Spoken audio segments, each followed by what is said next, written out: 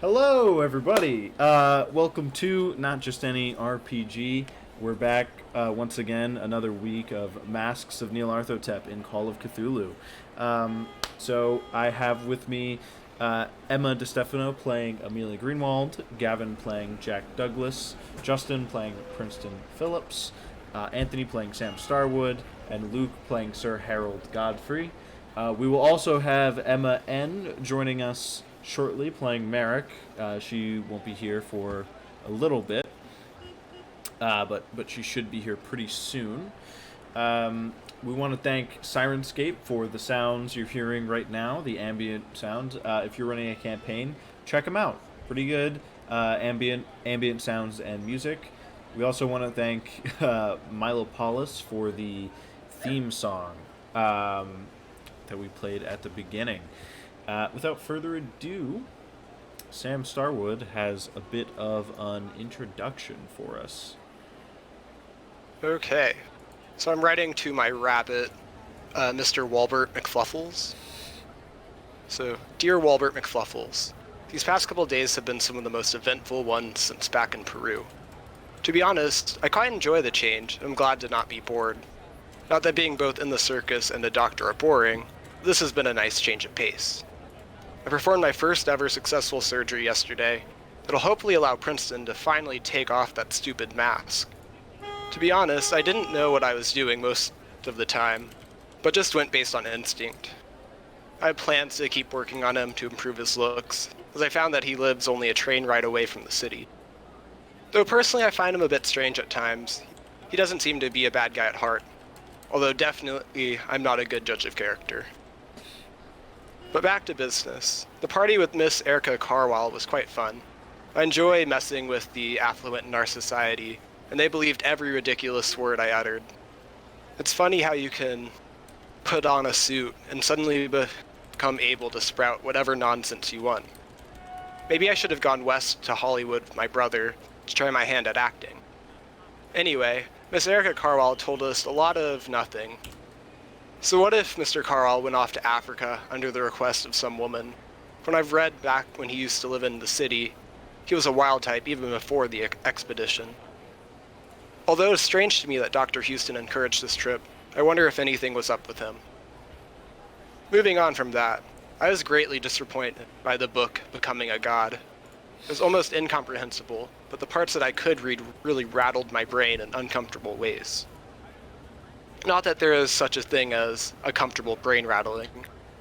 I went in thinking this would be a self-help book, and it turned out it wasn't. Still, I'll keep it with me like I did the Peru mask, just in case I ever have time to kill and want something to study. As for the information on the cult of the Bloody Tongue, we learned a whole lot of nothing. I think we need to take a closer look at the crates entering the Juju House, however I've been suspicious of them the whole time. The military men in Harlem also seemed like a good lead, but they made us all feel too uncomfortable to interrogate them. From what Jack Douglas got out of them, it seemed like whatever is going on is centered around Harlem. For here, I don't really know what to do. We could try to patrol Harlem like those veterans did, or we could maybe stake out the Juju House for the next big gathering of people. We could even sneak into Emerson Imports at night and find out what's in those crates, maybe even hide in them. Either way, Walbert, we have more eventful days ahead of us. Stay as sophisticated and fluffy as ever. Sincerely, Sam. Wow. Sam. What a beautiful letter. We joined the party back in New York, just having ended their conversation in Teddy's saloon. It's getting into the evening now, so I don't know if you guys wanted to have gone to your hotels before you did anything. But where we left off, you were just finishing up your conversation in Teddy's saloon, having talked to the friends of Hilton Adams. I don't know why I keep forgetting his name. So yeah. Did you guys want to go to bed and then meet again in the morning and discuss what we were going to do or what? It was a long night that night, so I let's was go to looking sleep. to retire. Yeah. Yeah. Yeah, I would say it's probably good if we just slept on that and then regrouped in the morning. Okay, so you guys are able to get some sleep. It's the morning. Wow. You know what that means. It's speakeasy time, boys. Morning. Yep. Go. So, you make it back to the speakeasy. What do you guys want to talk about? Right. Yeah. So, all that stuff that happened last night, or yesterday, what a wild ride that was. That was one of the most bizarre interviews I've ever had to conduct. Mhm. You're telling me. You just want to go over the information we learned, just a quick refresher, before we start off our day? Please. Or do you just want to... No, let's refresh. Yeah. Take it away, Princeton. Didn't we just have a recap? Well, Yeah. I'd I say remember, that we talked to Hilton Adams, and then, You didn't what is it? talk to Hilton We Adams. didn't talk to him. No. We talked to his Oh, friends. No, we talked- Millie, right? We talked to his friends and his wife. Yeah. Guessing I mixed up the names. Yeah, and then we briefly talked to the journalist that Jack works with. yeah. Schoenberg. But Yeah. She was a girl boss. Yes. Queen. So I think what we know is that whatever's going on is in Harlem. Yeah. It has to do with those crates. Yeah. I don't like putting myself in this position, but I had this idea last night. It came to me in a dream, where I could go and try to bribe them to give us when shipments are coming in, that information. Yeah, that's a good Bribe idea. That sounds like a plan I can get on board with. How Okay. do you propose trying to persuade them? Like, do you just plan on... With money. Well, Money. yes, but are you how do we just walk in, show them money, and then... Yeah. That's Yeah? pretty simple. I mean, I guess I've never done this before, so... I We don't need to claim do to more think warehouse hard-hitting workers. investigative journalism. Yeah. I don't claim to think warehouse workers are particularly finicky Fond of about money. how they get their money. I guess that's a fair point. Yeah, I mean, everybody's trying to make their money, so... Yeah, in this economy, the worst... 1920s, man. I don't know. I need to go to the bank and get money then. This is something we're all on board with. I don't know how much. How much money do you give somebody for this? How much money do they want? Or do you think they would want? Well, I have to bring it no matter what. So I have to be prepared. You could do Whatever something it where is, it's like like- you give them money up front and then promise them money later. Maybe I'll just bring a checkbook. Yeah. Okay, just write them checks. Also, Amelia, I would think that it would be kind of wise to dress down, because if you dress really fancy in in a very fancy dress, they'll be like, "Oh, you got more money, don't you?" Reginald is like, not that I'm, not that I'm encouraging this, my wife, but I would think that you should do something like bribing someone to tell you private information. You should probably do that with cash. Yeah. Yeah. Yeah. I didn't think about that. Wait, Why- what? Wait, I wait, thought that wait, what was do you what think you were of- anyway? proposing this entire time. No, she Yeah, no, said but I what should do bring a No, checkbook, I- maybe. Yeah. Oh, I didn't think No. about that yeah. part. No. Why? I mean, Why don't even know bribe if these for people- information? We don't even know if these people have checking accounts. Can they even deposit? Like, would they even be able to It's a deposit that check check? without a. Yeah, you can cash a check. Yeah. without cash. You can walk Oh. up and be like, "Hey, give me this Give much me money." money. Yep. And worst comes to worst, are we gonna, intimidate them? Are we gonna, get physical, hold them Well- against the wall, the good old-fashioned way? I don't think we have to worry about that too much, because as long as we provide them with enough money, to satisfy them, there shouldn't be any issue. So, As long as Um, we give them enough money, can't we just buy one of the crates? Ah. Well, you'd probably have to give them a sizable sum for that, Yeah. like very sizable. Yeah. Yeah. It's someone else's crate. That's Well, pocket change for But you, I think that's Godfrey. a good idea. Money I don't know if we solves all of our- want. I don't know if we want whatever's in those crates anyway. Yeah. Well, we need to know what's in them, though. Well, we need to know what's in them, but I don't know if we want to keep whatever is in them. One of us should bring a crowbar. Okay. So we could like ask when the next shipment is, and then maybe ask to see it before it gets delivered, and then so we can go on the day of the shipment, look at the crate, and then go maybe that like shop, that like abandoned shop, and stake out Juju House as it's being delivered to see what's happening. Yeah, and we also were informed that there was like gatherings there Yeah. that happen after the shipments occur about once a month. So, do we want to maybe split up then? Have a group go and do the bribing, and then another group to just sort of stake out. The shipment is tonight, or something like that. We don't know when the shipment is. Well, exactly. That's why I was saying we split up at first. That way we don't miss one if there's one coming like tonight. Well, That we way- have till tonight, so Yeah. what we But- can do is split up. Some of us can do research while the others help out Amelia. Okay. I was wanting to do some research today. I wouldn't be Um, opposed to doing some research either. I'm not the most intimidating person, so I'm actually pretty good intimidating, you know. I would bet. Professor Yeah. Phillips, I Scary. think you'd be more intimidating with those awful scars if you still had Exactly. them. But I can I- undo the surgery, make you like really scary. Can you do it temporarily? I had face paint on me. Some makeup? he is a secret artist. I could make it look like you're covered in blood. Ah. I feel like we could just do that with a big bucket of red paint.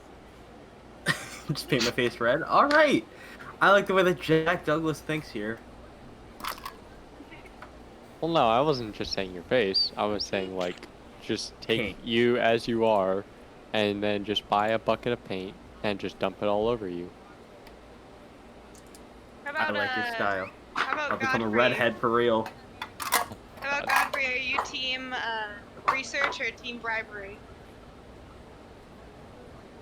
Are you talking to me? I can't hear you too Yes. well. Okay. I am definitely more of a bribery person. I had a feeling you seem like Yeah. one that would be more willing to bribe. Definitely. It solves more problems. Fair enough. By the way, Hopefully Sam, I'll when be a does little this, bit more successful bribing than at a library. I know how you feel. By the way, Sam, when does this moratorium on apples and on fruits and veggies wear off? When you catch scurvy, Ah, okay. So how do I do that? it'll take about 6 months. 6 months. Yeah, I'll let you know when you're there. All right. Hopefully I mean- it doesn't kill me. I mean, I believe Sam is a really good doctor, so I don't think you have any reason to doubt or worry about him. Of course not. Just your opinion. Of course, it is only my opinion, but yeah. Yeah. Okay. So who is researching and who is going to bribe on this fine morning? I will go. Bribe Sam train. research. So me and Sam are gonna research. Everybody Okay. else is gonna go bribe. Let's go ahead and do the research first. All right. Sam, what are you researching? And where? I'm gonna, Just at the library or? yeah, I'm gonna go to the library and I'm gonna research the Penhue Foundation, or at least try to do that again, because I Okay. failed the last time I tried. Roll me a library check. Library use roll. Critical fail. So, let me think for a second. Swear a crit Um, sheet would be nice. Yeah, but most crit fail charts have to do like with like combat. Oh, So, that's true. Yeah. Yeah. Oh no, I dropped this book on my toe. Take 5 damage. You walk in there. You're being very loud, and you don't quite realize it. You're just being very loud. Like you're like shuffling through all the books. You're like knocking them against each other. When you do pick one out, you're like slamming it onto the table. After a while, a woman walks up to you and she goes, excuse me, sir. What are you doing in here?" I'm researching. What are you doing here? "Sir, I'm afraid I'm gonna have to ask you to leave. You're bothering the other people reading." Patrons. They're not patrons. It's a library. Damn it. Ma'am, I will need to speak to your manager. I have my library card for 2 years now, and I've never been treated this poorly by any of the staff. Sir, I manage the library. I'm going to have to ask you to leave.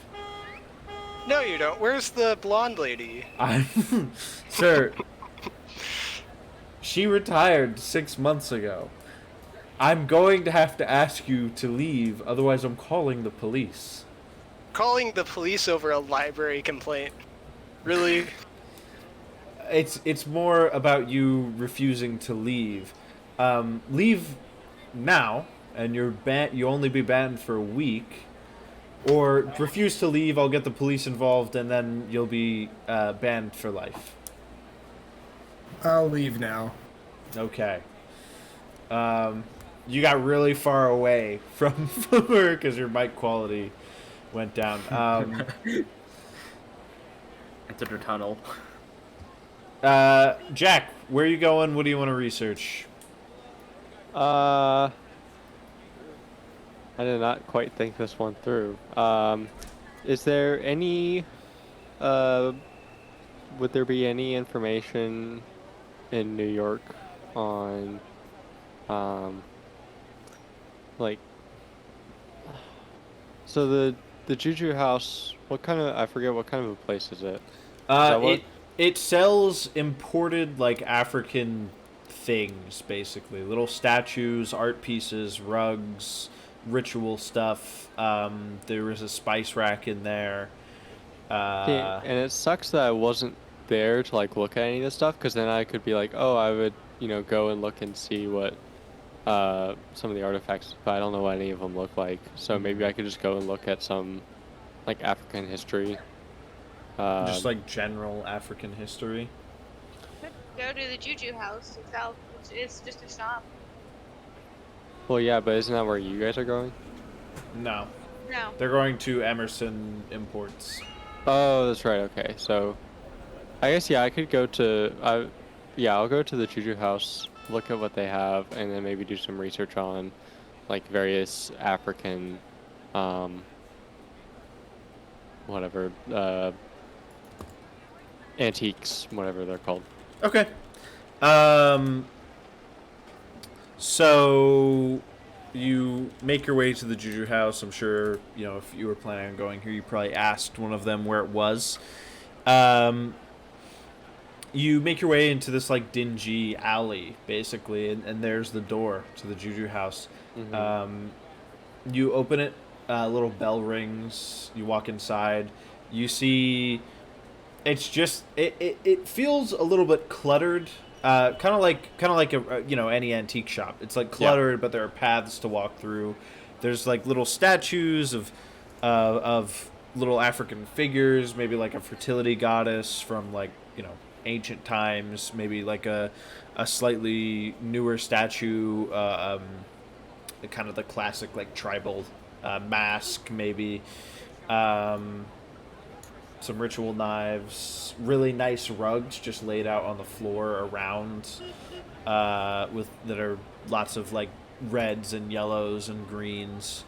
And Sorry, go ahead. There's a man standing behind the counter. He's got a red facial covering. I forget what it's called, but you wouldn't know what it's called either, so I'm not gonna name it. If you really want to know, I'll look it up. But he's got like a red facial covering. It's not on his face, but it basically goes up it goes up and then around his head, pretty much. A head covering. Yeah. All right, so I go up to him and I sort of say, hello. Would you mind maybe, do you mind giving me a little bit of a tour of what do you have here? I'm kind of interested in learning some more of the history behind some of these pieces, if you have any information on that. Sure. Gavin, do me a favor and roll me a luck roll.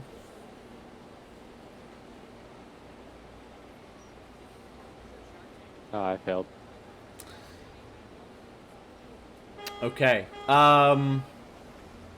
So, how do I want to play this?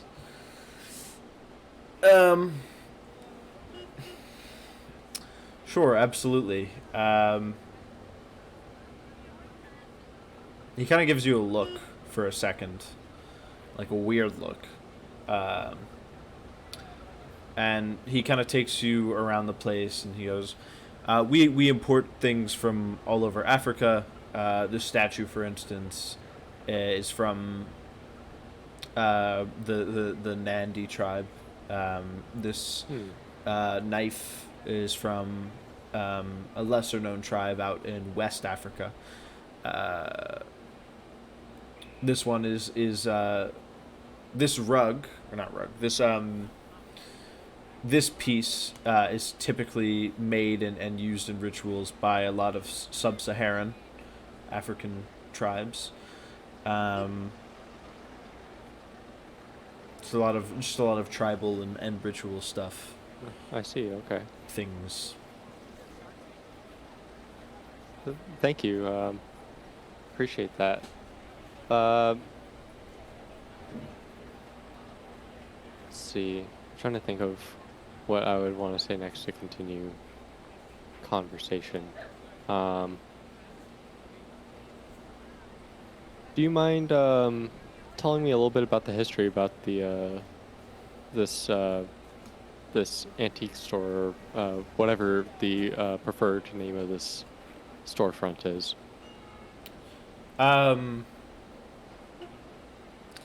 We are an antiquity shop, is Okay. I think what some people would call us.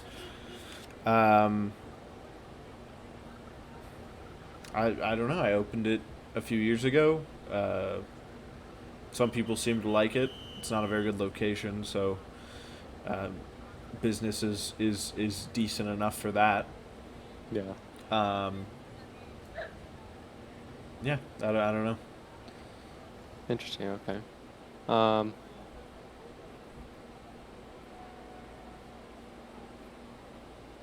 Do you have any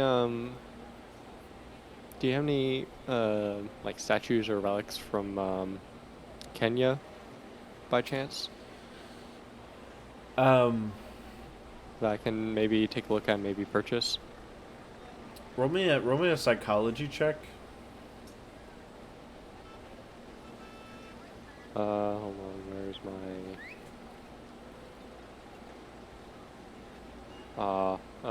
I'm gonna spend 4 luck and I'll pass a normal.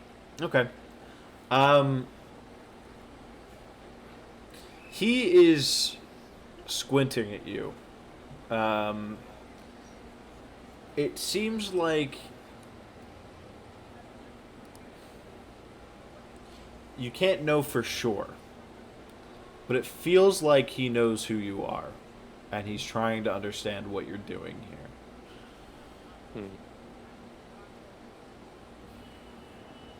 You don't know how. You don't know how well he knows you. You just know it seems like he somehow, somewhat knows you. So does he just sit there quiet, or does he answer? He's like squinting.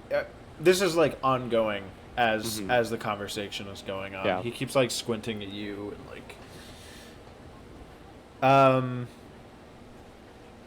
Sorry, what was the question? The question was, does he have any like statues or relics from Kenya? Yeah. That specific region of Africa. That question, I remember why I did. That specific question kind of set this off a little bit, where it was extremely noticeable that he was like kind of bewildered by the fact that you would ask that.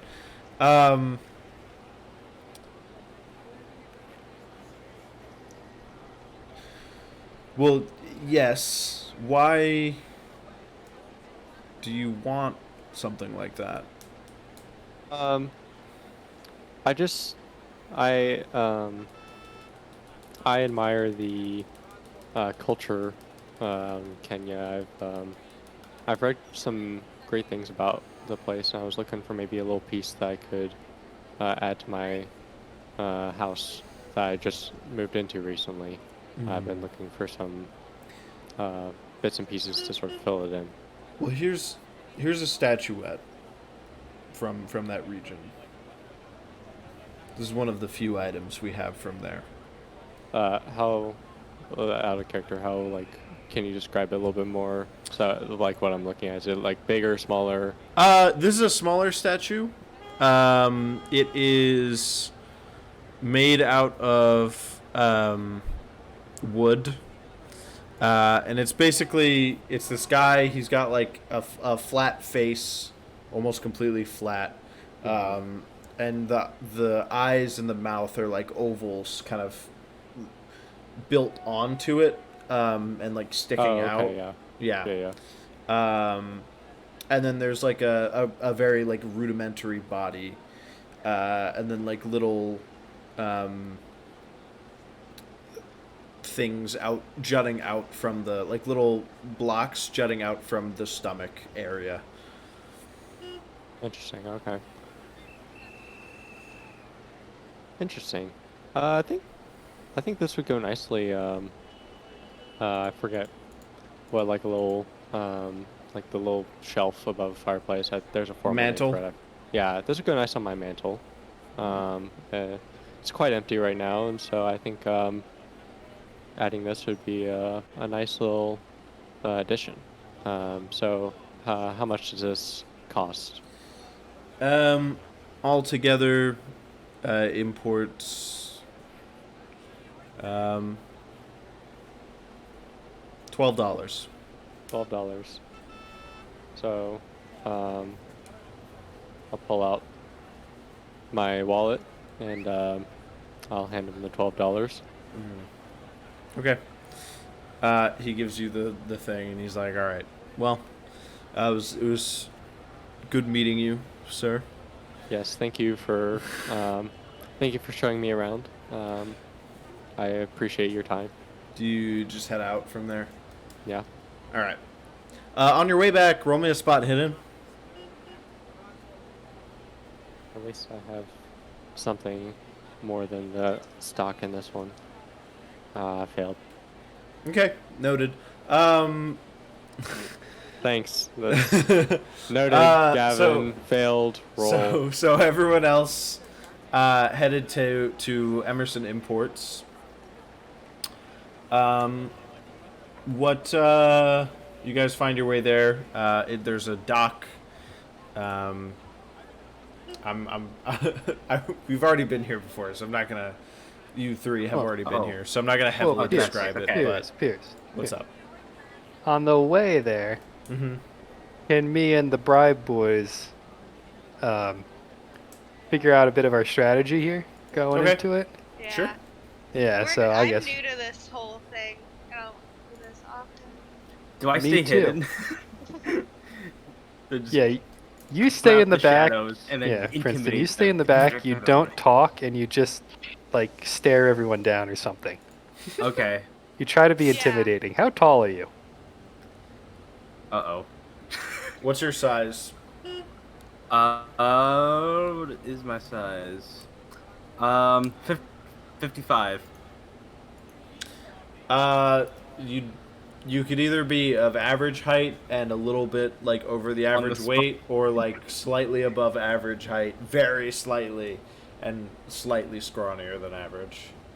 I'm going with what I originally envisioned because I'm just like morph to it. But basically, I'm scrawny, but like I'm slightly above average in height. Okay, sure. Which is not the case in real life, guys. Yeah. Okay, we're just gonna assume that they're just gonna make everyone believe that you can throw a punch. Yeah. I thought I brought a crowbar with me. Did I? We're I not don't know. walking in there with the crowbar. Where would you have gotten a crowbar on the way? Yeah, I was gonna here? say. Yeah, no, I was entertaining the idea. Scratch that. Okay, I'll just stay at a distance in the shadows. I'm just like, why is there a guy over there? And then, when something goes wrong, I just rush in. I'm like, ugh. Maybe when something goes wrong. Yeah. I think Yeah, right so- now my whole plan is just to be nice. Like. just Okay, try you to going try- good cop, bad cop over here? We're think bribing so. people, not doing an investigation.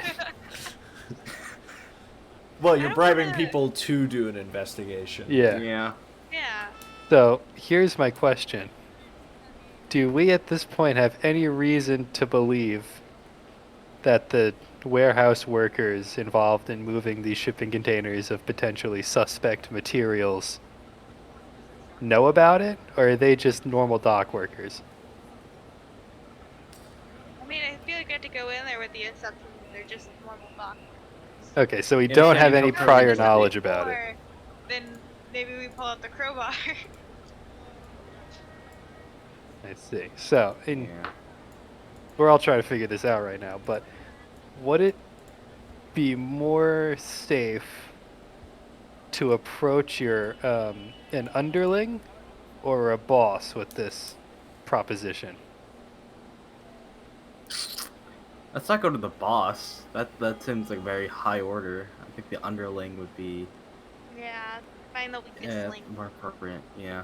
Right, Could be but like the boss would know what's coming when, Yeah. and the underling would just be, in my opinion, someone who would Ugh. tell us, get in touch with us when it comes in. We might have to wait for a long time. Good true.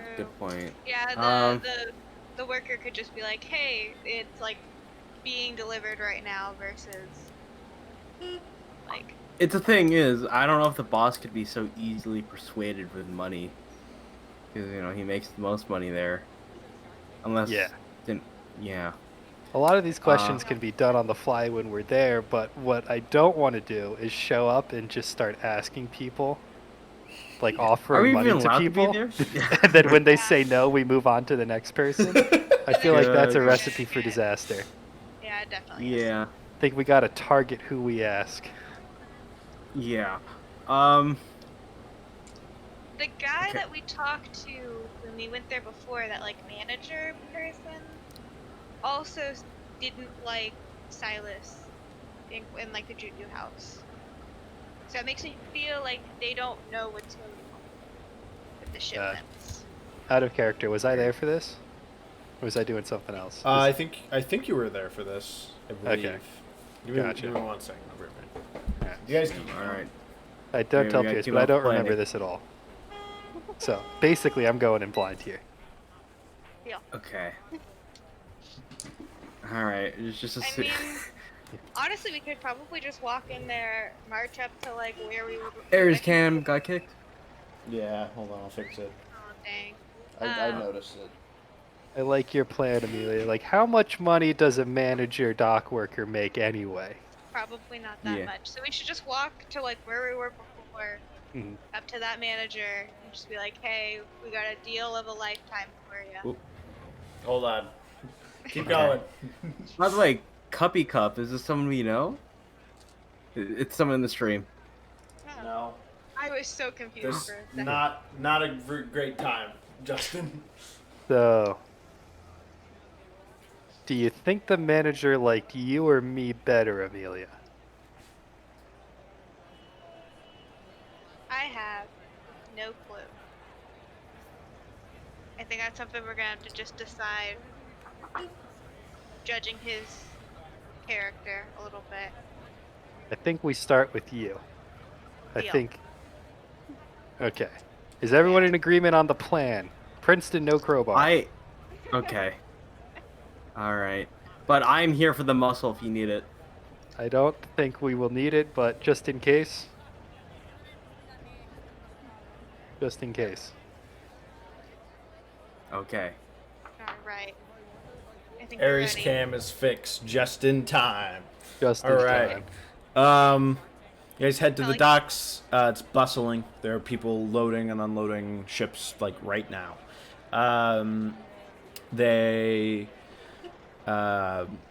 There's the central building with loading docks on either side for trucks to pull up to, as well as like there's an upstairs with what looks like an office. Actually, you guys would know it's an office because you've been here before. You were in that office. So yeah, you're at the docks. Were you guys just gonna grab somebody? Well, do Not we know? immediately.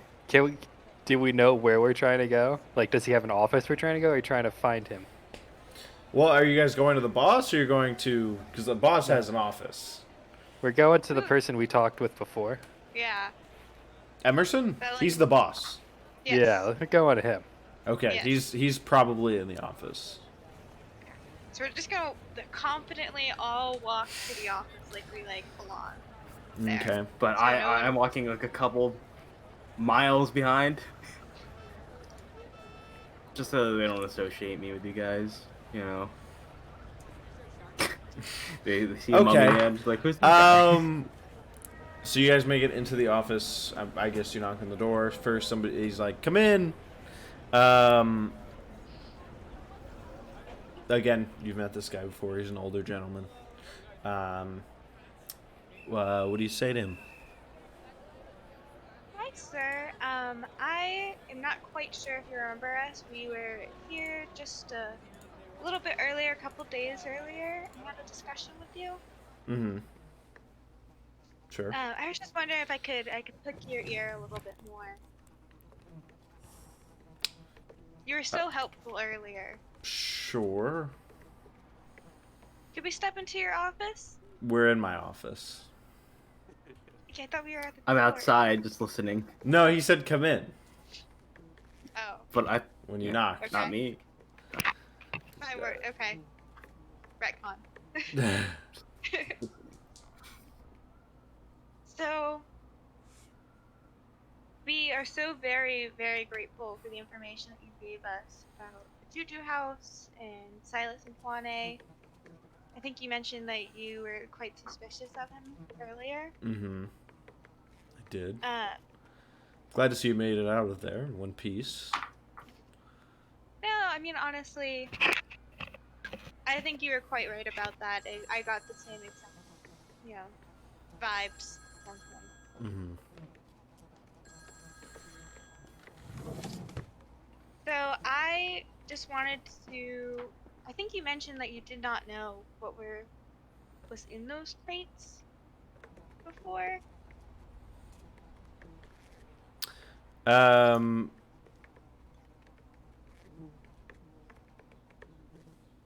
Yeah. Yes. No. I don't.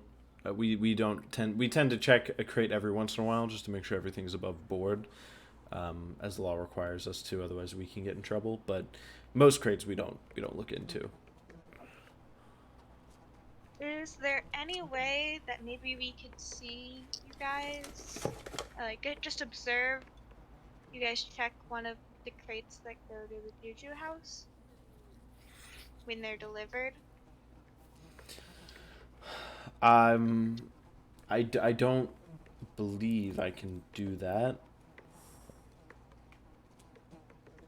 Well, if you're already doing it, then what's the harm of having somebody just nearby?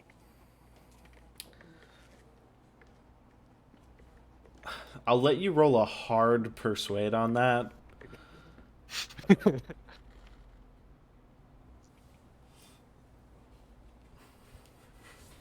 Because I know, I know. Got it. I wrote You a got 29 it? out of 32. Oh my god. That's your hard Yeah, thing? that's my heart. Okay.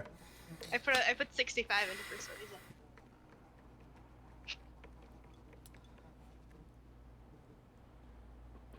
Only because I don't trust this Inquane person, and it doesn't seem like the police are going to do anything about it.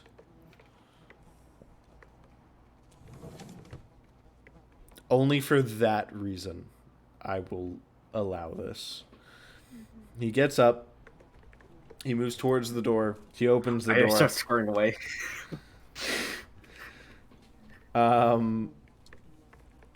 This is up a flight of stairs, so he definitely sees you before you run all the way away. Do I have to... What? Were you just waiting outside? Why are you running away? I recognize you from before. You're the one who was wearing all the... I mean, you still are wearing some of the wrappings on your face. Oh, yeah. About that, I mean, I was about to come in, and then I didn't want to intrude. I just wanted to know when my turn would come in, but then they kind of asked the same questions I would be asking. Just think of me as not here. Oh, okay. He's a bitch, ignore him. That's a joke from another stream.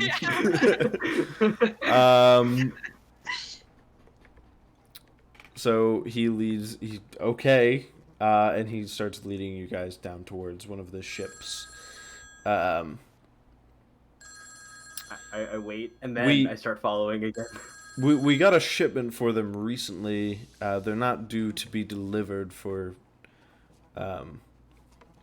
I'd have to check for another little bit. But we just got the ship. So we'll store them here for a while and then send them in a truck over to the Juju House soon. He grabs a crate, pulls it off of the pile. There's like some people piling them up on pallets and stuff to be taken up to the warehouse proper. And there's like a crowbar just nearby. He sticks it in. Listen, that's how you open these crates, Justin. I don't know what you want from me. There's gonna be crowbars here. he puts the end into it, flips it up, top comes off. That is actually how you open these crates, by the way. Just want everyone to know that. Okay. No, I didn't bring a crowbar. Okay. And if he did, if he was like, "Let me do it," I brought my own. And then you look inside, and it's a bunch of artifacts, African artifacts. There's a little statue and like a knife wrapped in wrapping. If you unwrap it, you see what it is. That's a little bit disappointing. I can open one more, but I mean, if beyond you're willing to, I think all of us would appreciate it. Okay, he pulls another one off. So somebody give me a luck roll. Alright. Here we go, boy. Oh boy. I rolled the wrong dice. Let me do that again. Totally off. I rolled a d20 for some reason.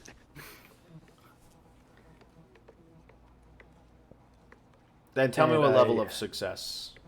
No level of success because I failed. Oh. Okay, yeah, it's the same thing. There's just it's like some statues and nothing.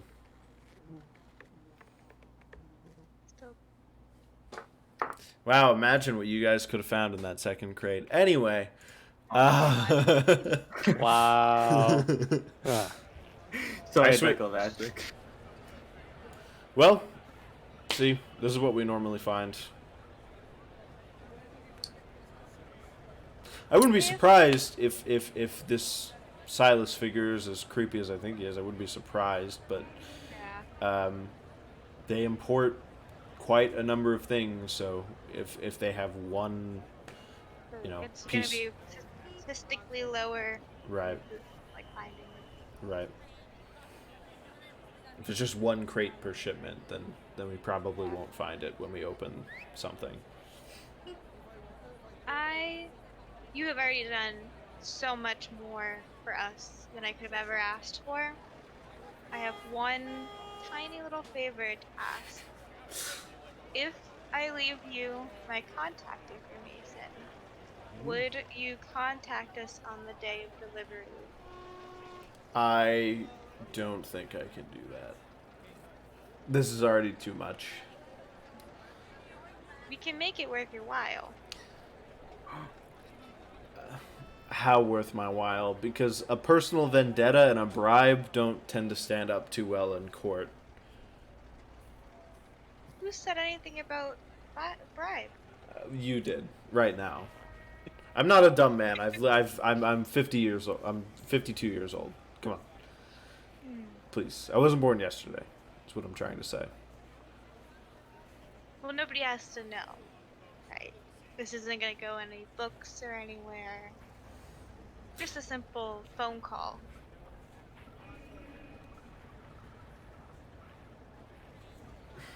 Prince is leaning in. He's like, ooh. Yeah, I was originally just going to make this a regular charm check, but I'm going to make it a hard because you've already asked him to do something else, which he then did.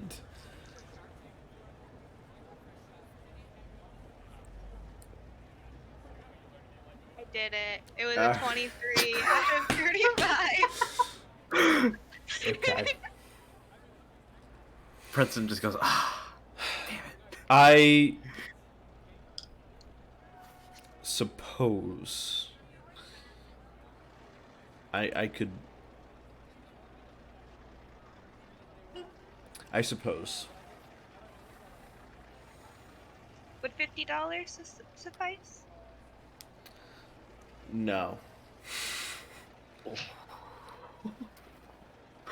You gotta make it at least 100. I own a shipping company. 100? We can do 100. Okay. Deal. Can we shake on it? Yeah, he shakes your hand. Good. Okay. I think that seals our deal. I'll just assume that I wrote down my contact information somewhere. This is enough money. I would probably make you take it out of your cash. I don't think we ever recalculated your cash, though. We did not. Yeah. But I will just put it off to the side. Okay. Yeah. And thank you so much, sir. We'll get out of your business. All right. So, you guys probably agreed where to meet up. Probably. Okay. So you guys can meet up wherever it is you want to meet up. Already talking about the speakeasy. You guys can just meet at the speakeasy every time, sure. I can only hold. You guys can only have one location in your head at a time. So, speakeasy it is. Finally, dinner at the speakeasy. No more It's breakfast. like lunchtime. It's not even Yeah. dinner time. It's like lunch. Yeah. So how was your day? I Mrs. could have. Greenwald has a talent for persuading people. And I Saved us a could've, lot you of know, money. Apparently just prevented me from doing what I'm doing best. Intimidating people. Could have been my We moment to did shine. exactly what the plan was, except cheaper. Yeah. You see, Reginald is visibly happy. And even through my sunglasses, you just see me cry a little bit. Just like a tear coming down my eyes. Okay. All right. Alright. Yeah. We were able to see some of the crates. They opened them for us, but there was just artifacts and the same goods that you would just find that we saw in the store. There was really nothing That's disappointing, because that was our only I lead. know. I know. Yeah. But I got them to. I left our my contact information, and they're gonna contact us when they are delivering a shipment. So that way we can go and stake out the Juju House when it happens. That's a good idea. Jack, did you discover anything? I wish I could come back with more, but yeah, I didn't really get much farther in the Juju House. I bought this little statuette, but and I got a little bit of information based off like some of the history, but I think I need to go through now that I know what everything looks like. I just need to go through maybe a book or two and or try and find a book that has more information on these kinds of artifacts and sort of what their history and their representation is and all that. So, but not too much right now.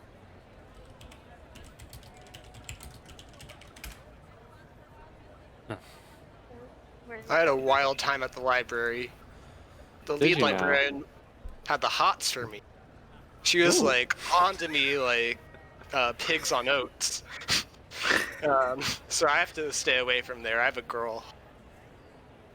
I I don't can't have know. anyone thinking I'm cheating on her.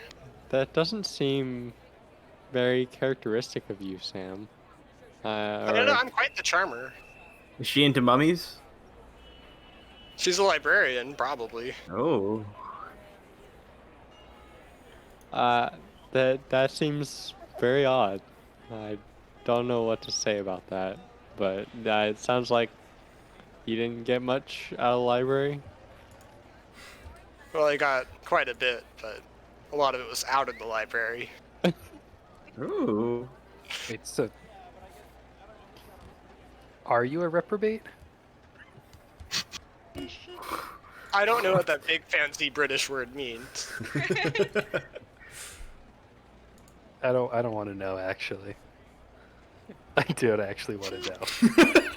But anyway, I need to do an alternate research location, and I had the perfect one in mind, Sir Godfrey. Oh, what's next? I was thinking of looking into bats. Oh. My old nemesis. Where now? What other library can I attempt to find bats in? Information on bats. I'll show you in a little bit, but let's first plan out what everyone else is gonna do today. I think I just want to study that book that I had. I think I might go to the library. all I Everybody's have studying it. I want to look up the history of the Juju House to see if there's anything like fishy about it. Is there? Well, Um, the only thing that I got out of the history was that it was only opened a couple of years ago, so it's relatively new. If you wanted to, you could probably look at like public business records and stuff. Oh yeah, that's true. Wherever that. I don't even know how to do that today. Town hall, I guess. Today you could probably look it up online, but probably in like City Hall or something. I don't know. It's public records, so government buildings. You would have to check.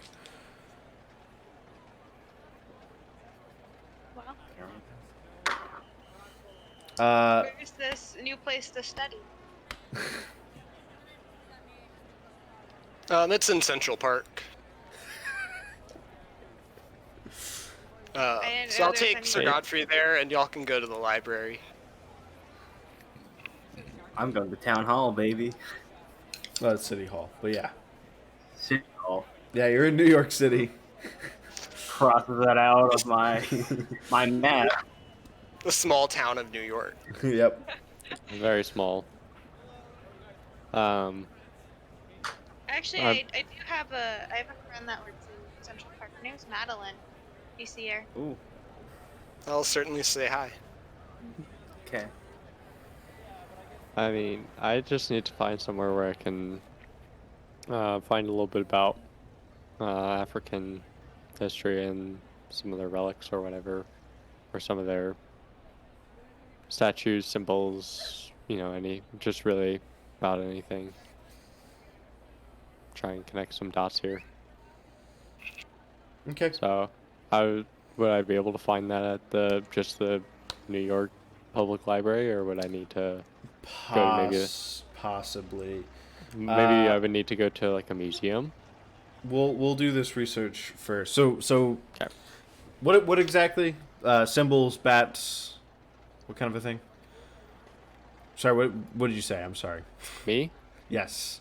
Oh, I didn't say anything about bats. What did you say? You said symbols. I was like symbols, some of the overall history, like what Like maybe African.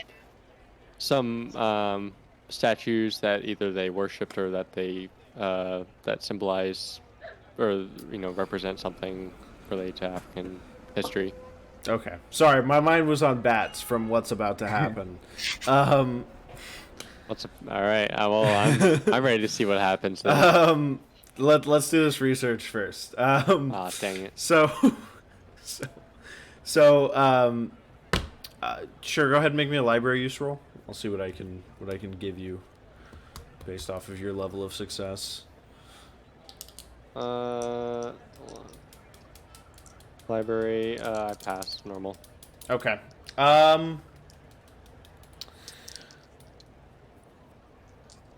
You're able to find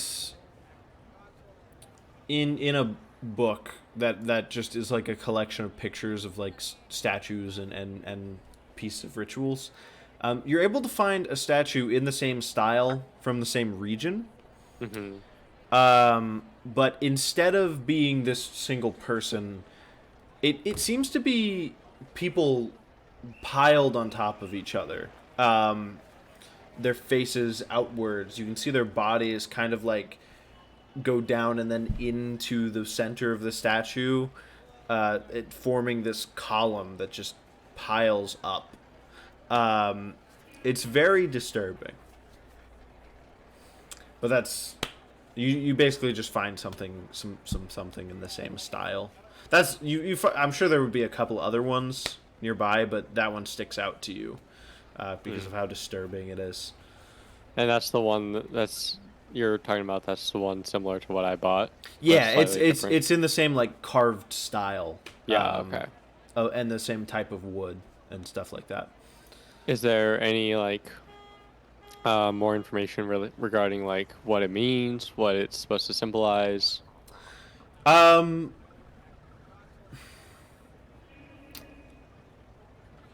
No, any it's history just context behind it. No, it's basically like, here's some stuff from some tribes in Kenya, and they show some pictures of ritual stuff. So at least I know that he wasn't lying in that it's actually from Kenya. Yes, but it's from the region. Otherwise, I'm left hanging. Okay. Princeton. What are you researching again? You're going to City Hall.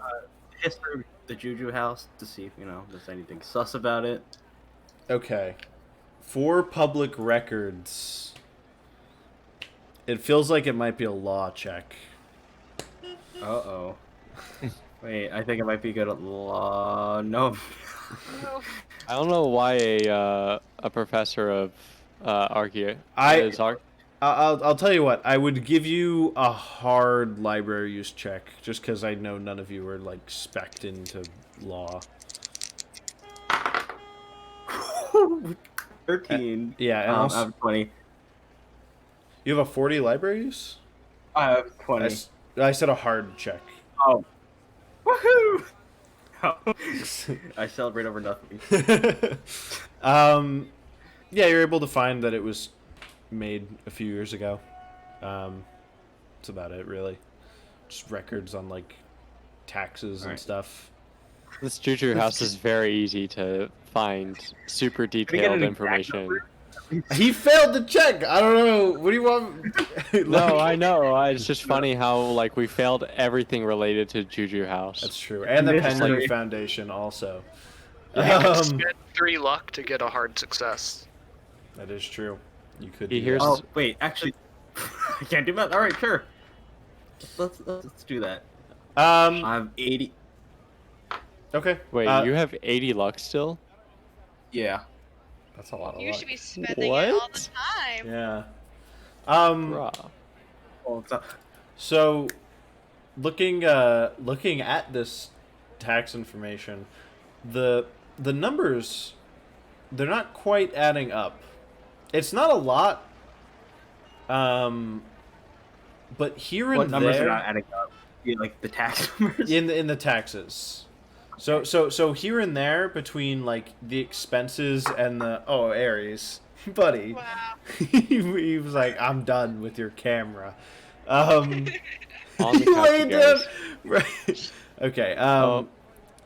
The expenses and the profits, the revenue, it's not quite adding up. It's like there's an item or two. They're not specifically listed what they're importing, but there's an item or two that often gets imported that doesn't get sold. There every now and again there's like a couple items missing from, and it's more than what it would normally be. You'd figure those numbers wouldn't be exactly the same, right? Because it's, different things have different levels of profit. But there's just something weird about it. It's like they're not selling everything that they import.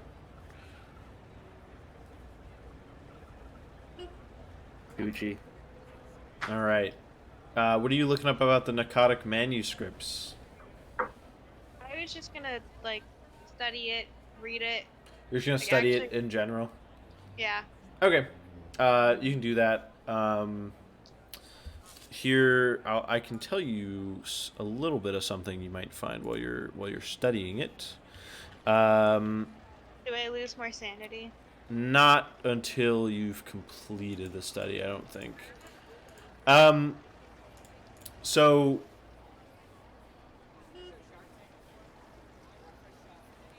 in the margins, you have the book that has random notes scribbled in the margins of the book. In the margins, you actually see contact mind of the observer in like pretty hard penciled in letters. It's like the header, and then underneath that in the margin you've got like steps to perform some kind of a ritual. So is contact Mind of Mind? the observer. mind? So mind of the observer. Okay. So if you remember, this book was about like the observers and the winged ones, and before humans, pre-human. Yeah. Yes. So yeah, you find that there. Are you gonna do the steps in the? You're like sitting in the library. Like, are we about to do Kali Ma. like, are we about to do a seance right now? Like, no, Um. I'm gonna bookmark the page. Okay. All right. Did you want to do Princeton and Reginald going to the medical board? I remember that we forgot it from the last episode. Well, they didn't do it last episode yet. They just talked about doing it. Oh, I thought we were setting it up to do it this episode. If that's not. Well, yeah, they can find time to do it maybe this evening, but I'm trying to do all the afternoon stuff. Seems like we set it up so then it was like that would be the first thing they would do, like next episode. Yeah, but it's fine. They had other stuff they wanted to do, I guess. It's okay. So, Sam and Harold, here we are. You guys have made your way to Central Park. It's quite interesting. There's like, it's like, I don't know how many of you have been to Central Park. It is a weird place. I've been there before in real life. It's like, if not for seeing the tops of the buildings when you're in the middle of Central Park, outside of hearing horns and seeing the tops of buildings, it is like you're like in the middle of a park. Like there's trees. You can't see the streets on either side of you once you get deep enough, or on all sides of the park. You can just kind of see the roof, the buildings rising up into the sky, and you can hear the horns that are like quite a ways off once you're in the middle. And yeah, where are you guys going in Central Park? Out of curiosity, for everyone else and for the viewers. Lead the Sir way, Godfrey, Sam. so you're into bats, right? Right? I've heard you You could research say them we have a before. bit of a rivalry. So there's this place in Central Park that has bats. Can you believe it? No. It's called the Central Park Zoo. The zoo. Of course there's some guy who keeps bats that can tell me about them at the zoo. You're a genius, Sam. Okay, follow me. I'm gonna put on my hat and sunglasses because I've been waiting to go to the zoo for a long time. Yes, of course, and I'm putting my sick top hat on. Okay. This does not work with sunglasses, but oh well. Sweet. So I did a little bit of research on the Central Park Zoo in 1920. Apologize if I get anything wrong. It's very hard to find specific information in the 20s. It's a lot of before and after, but not a lot of that time. So I might get some things wrong, including animals. So bear with me for that. But you make your way to the front gates, and there's a person sitting in a booth. Hello, sirs. Could I help you? You're Yeah, 2 tickets to the zoo, please. be 25 cents each. Okay. All right. Takes you 25 cents. Shoots you off 2 tickets. Hands them to you. Enjoy your time. Might I recommend checking out the lion exhibit? No, Or- I don't or- think or- I will. Or any of the monkeys? Ooh. Where are the bats? Those are in the very back of the menagerie of the zoo. Okay. Sam, let us go. Okay. So you make your way through. You pass by. There's some big cats, lions and tigers. You pass by. There's an enclosure with some monkeys climbing all over a tree. There's one with a huge bear. There's one with some bison. Eventually, you get to the back, and there are some. It's completely enclosed. The top is over it, and there's some bats hanging upside down.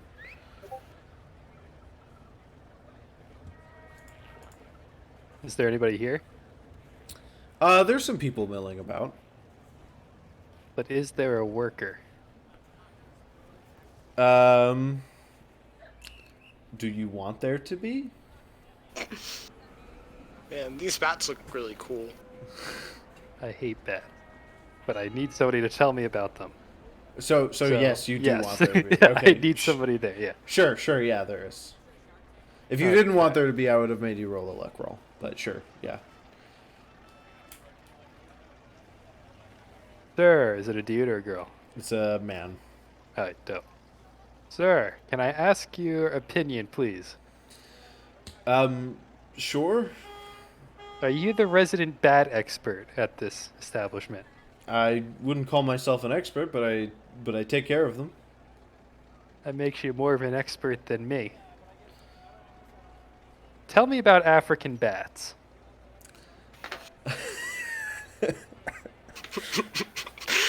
I will remind you, the bat cult that you guys learned about is from Australia.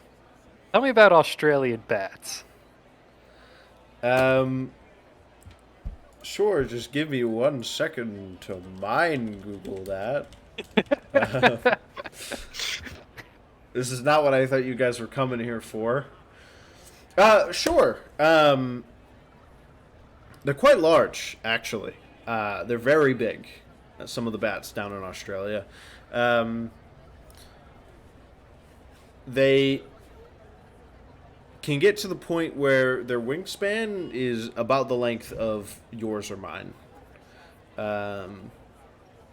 Maybe not quite that large, but maybe a little bit shorter than that, but fairly large. That's impressive. I have a wingspan as big as mine. That you do, Sam.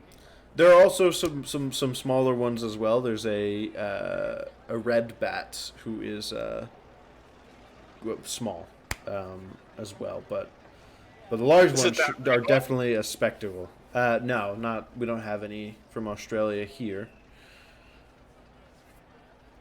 So what other types of birds do you have? Out of character, are bats birds? I don't think they're mammals, right? I think Like, I don't They know. are mammals. Sam's a doctor, not a naturologist. Well, Sam is a doctor. Our characters don't know this though. That's true. You guys don't know that.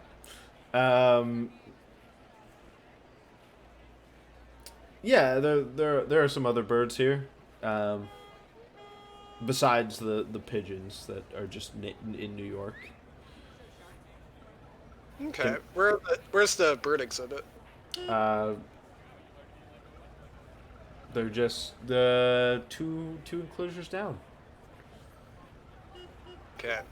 I like birds. I'm gonna go look at them. Okay. There's some beautiful birds. There's this parakeet that's like, it's like the classic one. It's like red and yellow and just beautiful. There's a big white bird. Wait, pause game for a second. Mm-hmm. Sam, you go ahead. I'll catch up to you in 1 minute. I got one last question to ask this guy. Okay. Okay. Excellent. So there's bats in Australia. Mm-hmm. Would they eat people? No bats eat people. Not even the vampire bat. That's a common misconception as well. There's a vampire bat. Yes, they In Australia? not in Australia, no. But, Yeah, then I don't care. Okay. No bats eat people, as far as I'm aware. Maybe there's an undiscovered one, but of everything we've discovered, no. What about like vultures? They eat dead people that are just like rotting Well, away or something. I'm no vulture expert, but vultures just eat anything that's rotting. They're not exactly picky. You've been mildly helpful. Good day. Okay. And now I'm gonna go catch up to Sam wherever he is. Okay. So I'm actually like running to you. I'm like, I found it. I found the penguin exhibit. And then they kiss. I saw this in the penguins. newspaper that they just got a brand new flock of penguins, and I wanted to Oh. come see it. That's why I I dragged you read out about here. penguins when I was trying to find books on bats in the library the other day. Whoa, let's go look at them. Yeah, let's take a look. Take a proper gander. Get an English accent. Okay, so out of character, does Sam just believe that these birds are penguins? I Just showing me something else. I need to know. Are there not penguins in the zoo? Well, you asked to go look at the bird enclosure, so you didn't ask about the penguins. Are penguins not birds? Are Well, yeah, but bats they birds? Who knows? penguins would need a special enclosure because they, Arctic. They need the cold weather. I think there are some penguins from South Africa that don't, but it's not the first Well, penguin that came into my head. Well, I found the penguin exhibit. Okay. It's next to the birds. I was going to say there was a penguin exhibit anyway because I know that's what you wanted, but Pierce Cannon. But so yeah, you find there's a penguin enclosure. They're enjoying the snow covering the ground at this time in New York. Wait, They're what sliding time in New around York in is it? It's January. Oh, it's freezing cold. Okay. I didn't know that. Yeah. These penguins make me want to go to Antarctica. They seem so happy and cute. Look at the grace as they waddle across the ice. Yeah, they waddle up to like the top of this hill that one of the workers made, and they just slide down on their bellies. Look at the I really want supple. one as a pet. Look at the supple skin grazing its body. I know, they must moisturize. It would make Yeah. an excellent top hat. Would you agree, Sam? I think it'd make an excellent pet. Interesting. Interesting. Where are they from, Sam? Where can I get my hands on one? They're from Antarctica, so that'd be kind of hard to get to. That is a long boat ride. Wait, did you say they're from South Africa? They have penguins from South Africa, but these are from Antarctica. Huh. Sam, how much do you think a penguin costs? Probably not that much. They're... I don't know. They're like more than a fish, but probably less than like an elephant. I have bought a couple elephants in my day. Let's go talk to the zoo superintendent, and we'll see if he or she wants to sell us some penguins. Yes, let's scout a price. Let's scout a price. Alright, so let's go back to that one guy who's talking about the bats and make him take us to the boss or something. Okay. Okay, all right. Yeah, let's go to the boss. Sure thing, sir.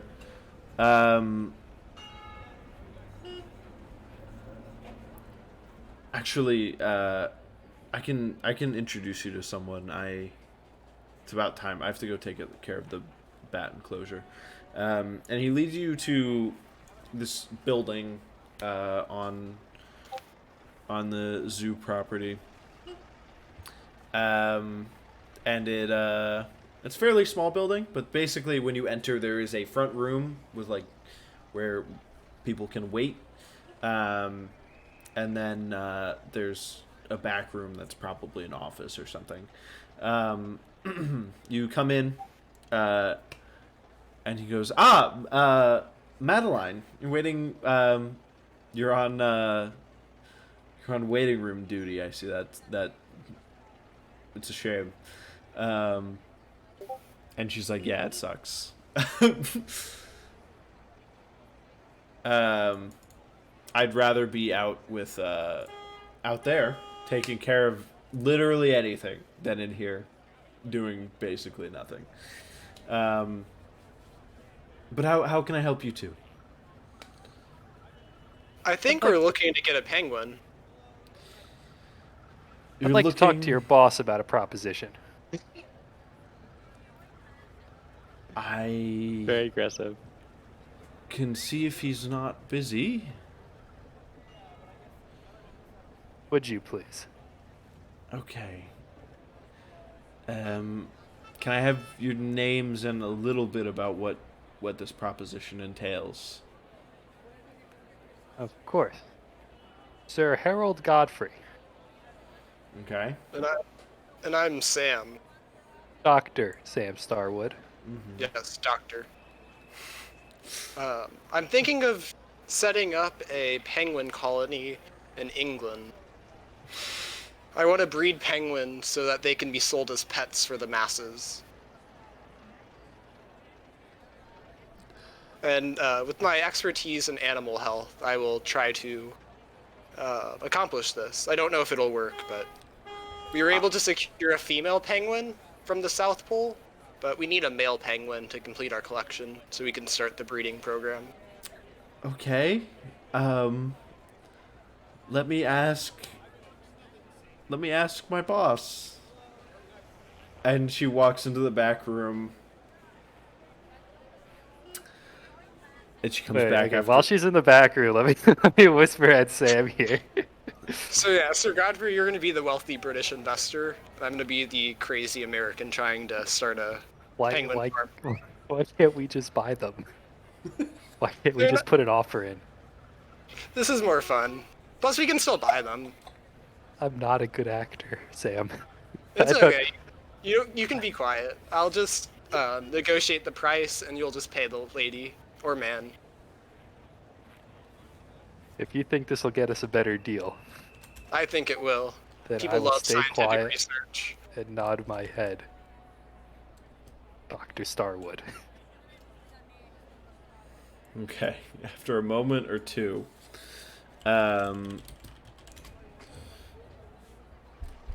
she comes back out and she goes, I think he'll see you. He was laughing really hard, but I think he said you could go in. Okay, let's do this. So we walk in. Okay. You don't have the sunglasses on still, right? I do. Inside the guy's office. You can remind me to take them off on the way in, maybe. He sees the two of you, and his face is like red, like he was, if he was laughing, he was like dying of laughter, and he kind of is grinning at the two of you as you walk in. He goes, "So I hear you'd like to buy a penguin." We would, sir. It's very important to my enterprise and future research. Now, I've got to tell you gentlemen, the penguins here are donated by wealthy associates of wealthy members of New York City and the surrounding areas.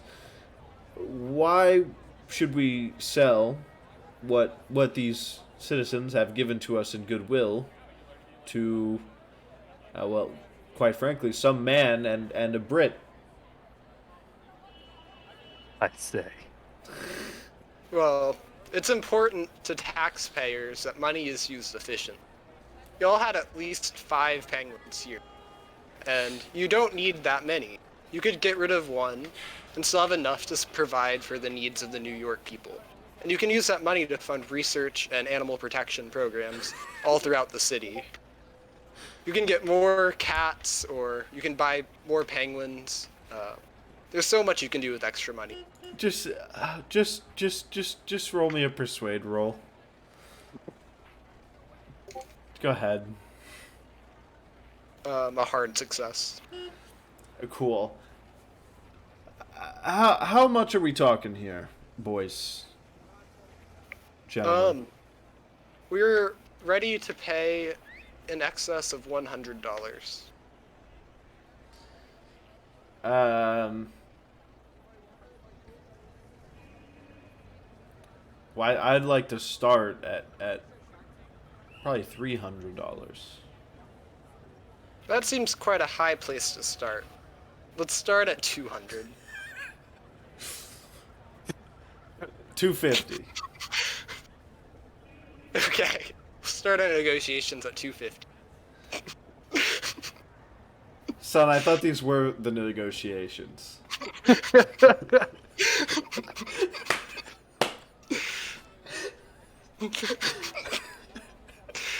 Okay, so 250 it is. Yes, sure, $250. Okay, $250. Do you need a male or a female penguin from our enclosure? A male, please. Okay. Can do. Talk to Madeline outside. She'll get you all set up with your very own penguin.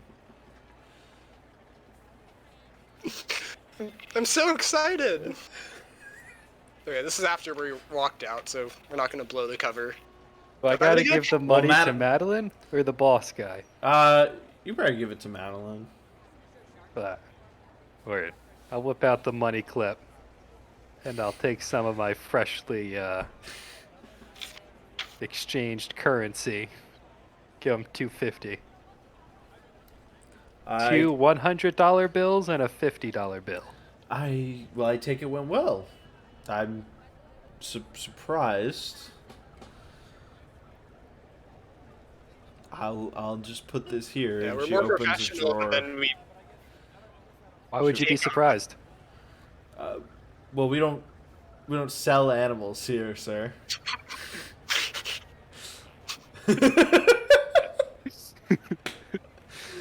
uh, okay. She takes the money and she puts it in like a drawer. Well, I'll take you back to the enclosure and show you which ones are male, and you can pick one out. We get to pick. Sure.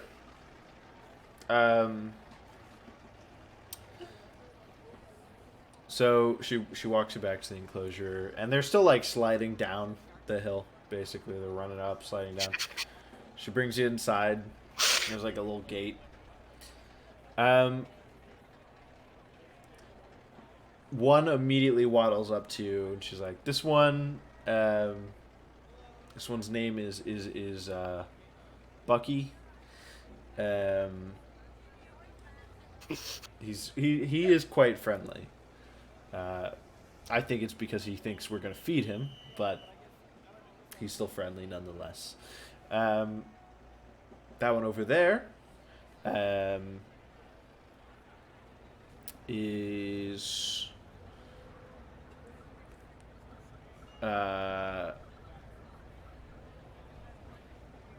what are 1920s animal names? Oh God. Jerome. Just grab the biggest one. That one over there is George, sliding down the hill right now. And then Thomas, the penguin, is I don't. He's a little slow, and he's like running into the wall of the enclosure like over and over again. We're not quite sure what's wrong with that penguin. Okay.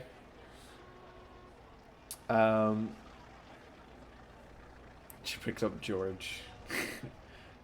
And she turns around and he looks at you and he's just like staring at you.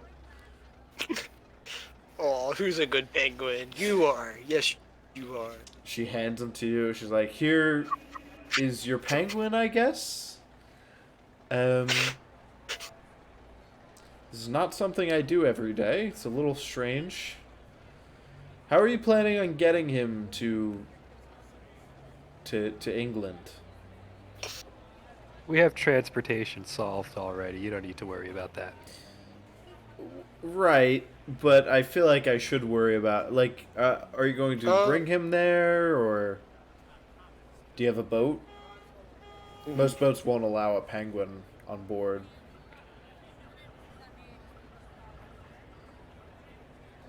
Are you assuming that I can't afford my own boat? I'm not assuming you can't afford your own boat. A lot of wealthy people don't buy their own boat even if they can afford it. I don't think that'll be a problem for us if you can look at context. Okay. Well, Goodbye, I think George. you can get a penguin on the boat if you want to, ma'am. Maybe. But, goodbye, George. Make sure you feed him fish. He really likes cod, actually. Dr. Starwood is a leading researcher on penguins. He knows full well how to take care of one. Thank you very Well, much. I just want... I know well, what you just want to do. I'm telling you it doesn't matter. But it's George. He deserves to be treated well. I was just telling you what his favorite fish was. Back it up, Dr. Starwood. Let's go. Okay, well, bye, George. Bye, gentlemen. I'm not going to say bye back. Goodbye. Oh my I'm just going God. to walk out. Oh my God. Okay, well, that was a scene. So Sam is holding a penguin like a baby in his arms, and you're all walking back. For those of you who have just joined or have been watching this whole time, I'm speechless. I told them they were allowed to do whatever they wanted, and they They took it to heart.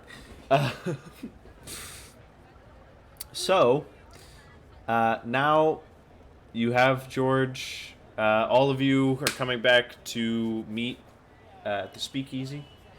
Wait, pause game for a second. Okay. And on the way back with the penguin, Okay. I want to have a little conversation with Stam. So we're not done here yet. Almost. No. Okay. Almost. So, I could take care of him. I could fill the bath in my apartment, keep him in there. I don't know what the pet policy is at your hotel. You could also keep him there. I know they have a nice Sam, pool. the penguin's your responsibility now. I paid for the thing. You can keep it as a pet until it dies or you kill it. But then you got to give it to me so I can turn it into a top hat. Okay, Yeah, the penguin's yours until it's dead. that sounds good. Have I'll fun go- with it. I'll go by the market and get some fish. Yeah. On the way back. Okay. Well, All right, now we're good. Sam and Harold are a little late coming back to the Speakeasy, so the rest of you are there when they get there. You hear the door open, and Sam is walking in holding a penguin in his arms and arguing with the host from the front of the restaurant. Sir, I listen. I know you're a friend of Miss Greenwald, but I don't know if you can bring that in here. I just, It's a cute fuzzy animal. I can bring it in here. but sir, it's going to defecate on the floor. That's why we pay janitors. But you could avoid that. I'll Are let the Miss rest- Greenwald make the decisions here, Are the and you rest should of us too. there? Yeah, they're walking. They're basically walking up to the table as they're having. Yeah, they're this the last ones discussion. getting here. Sam, you're a guest here. If that animal, whatever that is, I can't tell whatever that is from this distance, shit's on my floor, you're cleaning it up.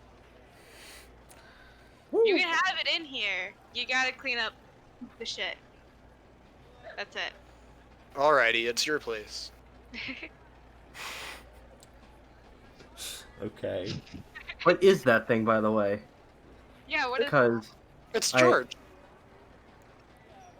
what is is George? George. So I walk George. up to the penguin. Have y'all not seen a penguin before? I've seen Huh? them at the zoo. You go to the zoo? I got a penguin. Why? Why? It looked cute. It was sliding around all happy. I'll probably take it sledding after we're done here. All right then. I mean, Okay. Miss Greenwald, as an animal trainer yourself, why so surprised about acquiring a new pet? Those aren't pets that are typically domesticated.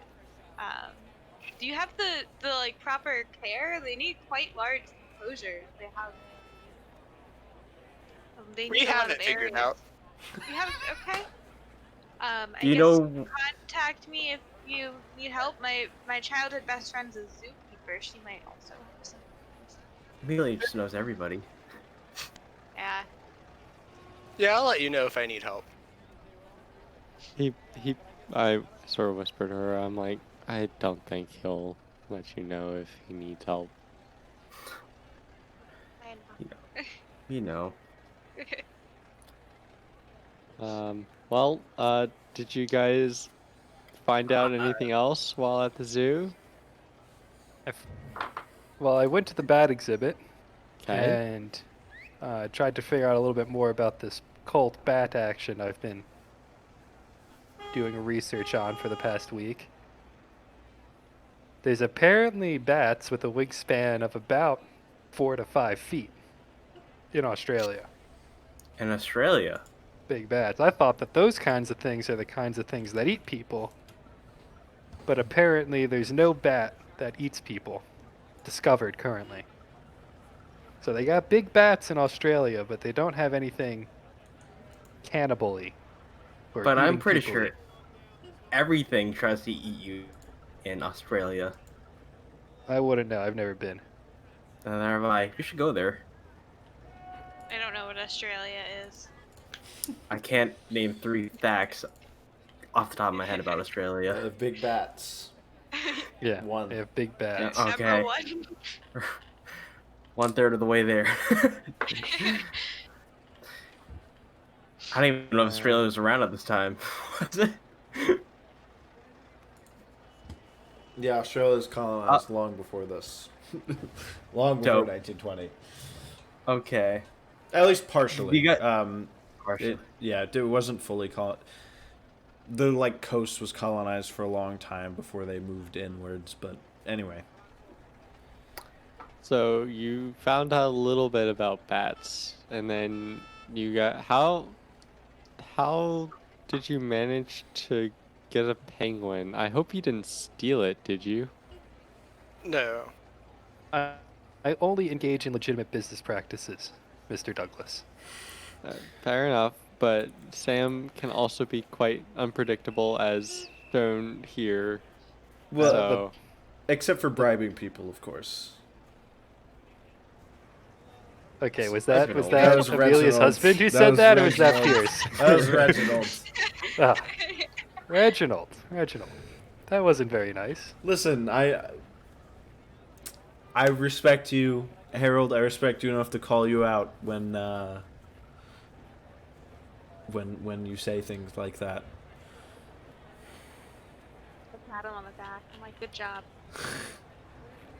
Good job, husband. just calls him husband, not even original. Husband, wife. Good job, husband. I am enjoying your presence, husband. I love our relationship, husband. Okay.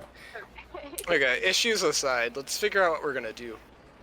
Yeah, I don't know where to go next with this penguin thing. I don't know how I this got that relates to under control. anything. Y'all don't worry about it one bit. Okay. Let's assume it's out of our control. Like, we can't do anything about it.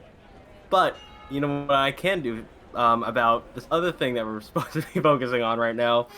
By the way, Jack, what do you know about the Juju House? All I was told was that it was opened a couple of years ago. He didn't really say much about it, to be honest. Oh. He was quite secretive about it, and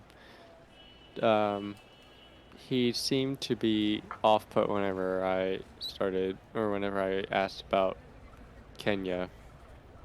Not even mentioning Colts or anything, just about the region. So, I don't know that I made very good progress there. Well, I found out that he's committing tax evasion. Looked through Oh. the taxes at City Hall, and I found out that he's not really selling all his imports. Something tells me that he doesn't like paying taxes. My hero. What do you mean not selling all his imports? Like, is there stuff he's reserving that he doesn't He's sell? not selling. Yeah, like the imports are not adding up. When I was looking through it, he hasn't sold a few items, and just some items are just straight up missing. He's not selling everything. That's the fishy part. I mean, Everything's maybe- pointing to the Juju House. yeah. Juju Except House for the is lack of fishy. Things in crates, but oh Yeah. well. Yeah. Okay, so I'm gonna pull out the book. I'm gonna turn to the page I bookmarked, and I'll be like, I found this really, really weird thing written in here.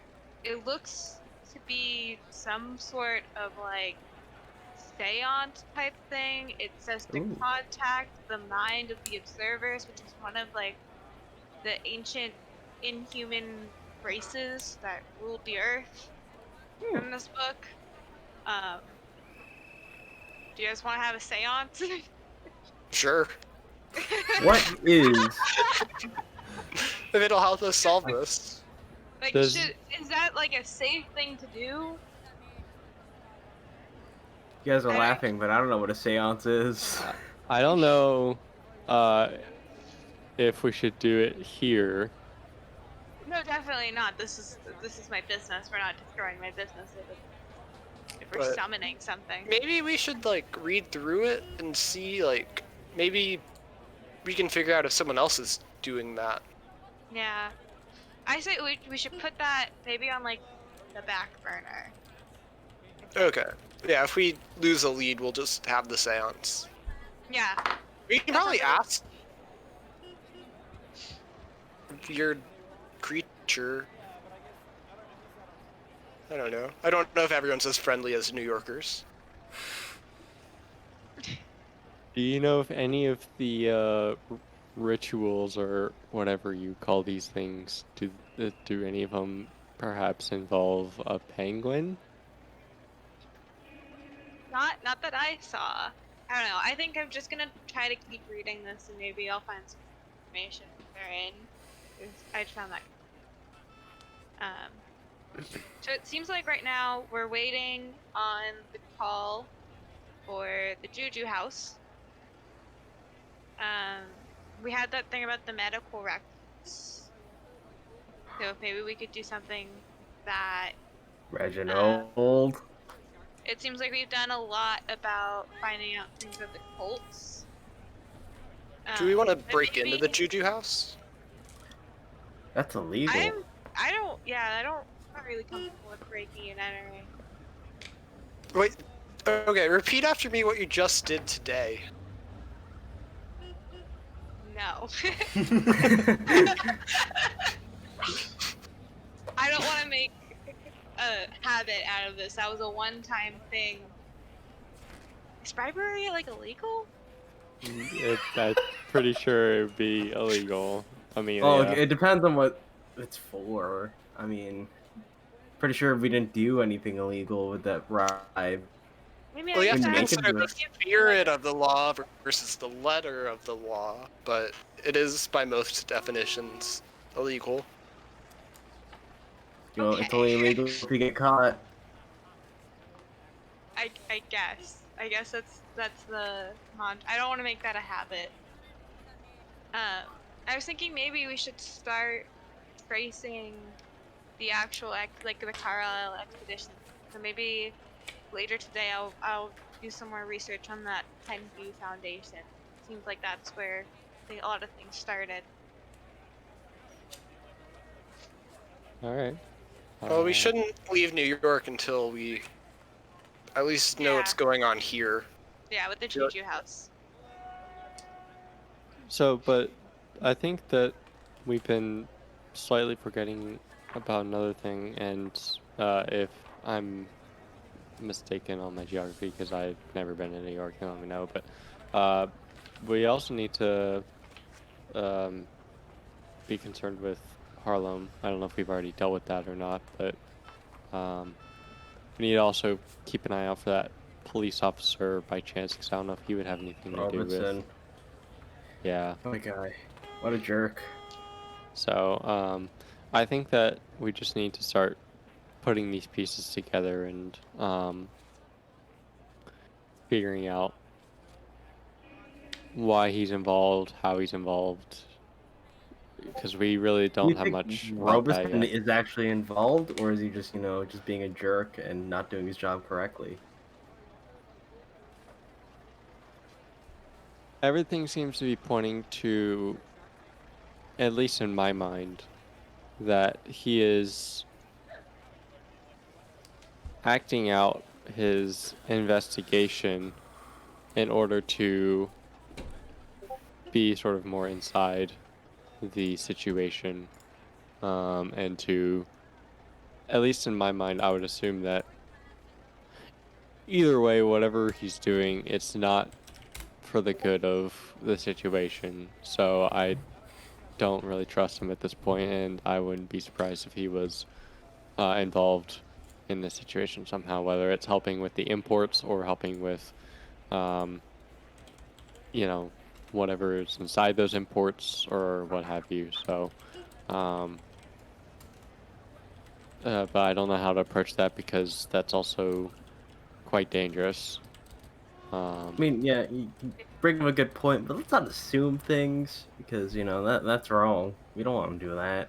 I'm not But assuming anything. I'm going based off of my investigative research and from the research that's already been done by a colleague of mine. So, that's a I logical conclusion. I would say that it can be an assumption, but it's not a baseless assumption. Yeah, that is true. I am just willing to chop up to the fact that Robinson might be a racist jerkwad, and I mean I don't like him, but if he's actually involved in all this, that's a double whammy. Let's. I'm down. Whatever happens to him, happens to him. If we go in the way. That's a little bit far even for me, if I get what you're suggesting. Yeah. We're gonna call him out on it. We're not gonna kill him. I mean, okay. Okay, that's what you meant. I went with like the crowbar earlier. I'm a little scared right now. He'll get what's coming to him, and by that I mean we'll get him fired. Yeah. Maybe we can start working on a patrol force for Harlem. Oh. I don't know if that's a great idea though. Cause like, if some of us get captured, like we will have smaller numbers to deal with that. Reginald pipes up with an idea. Perhaps some of the members of Mr. Hilton Adams, his watch force, his friends would continue that mantle. Should we free him? Maybe even Hilton Adams would continue it to make sure Harlem stays safe.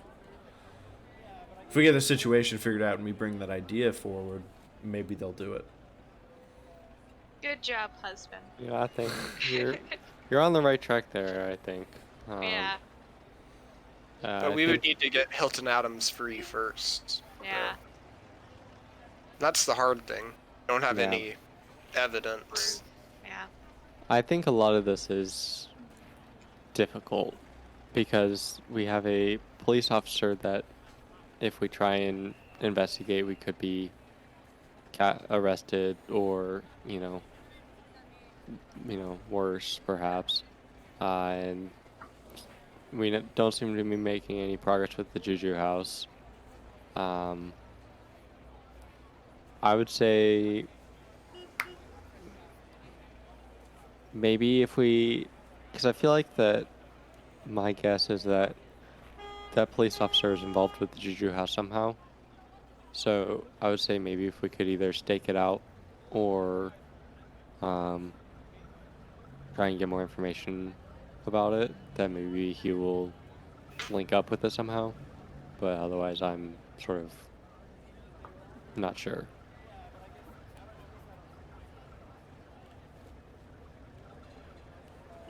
So, I agree with you. I think we should definitely take out the Juju House while we can. It might not be the safest to patrol or anything like that.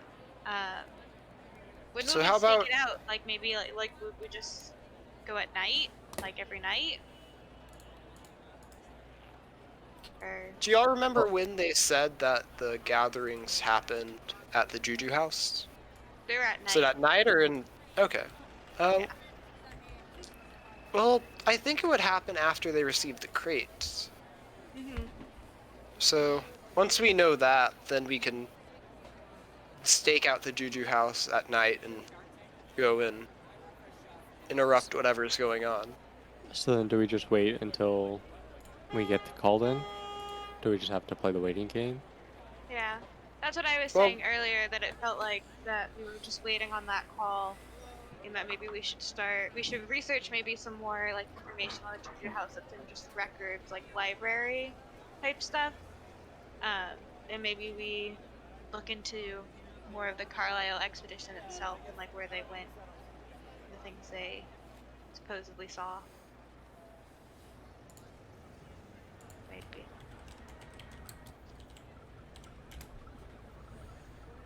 I think How that does sounds like a plan.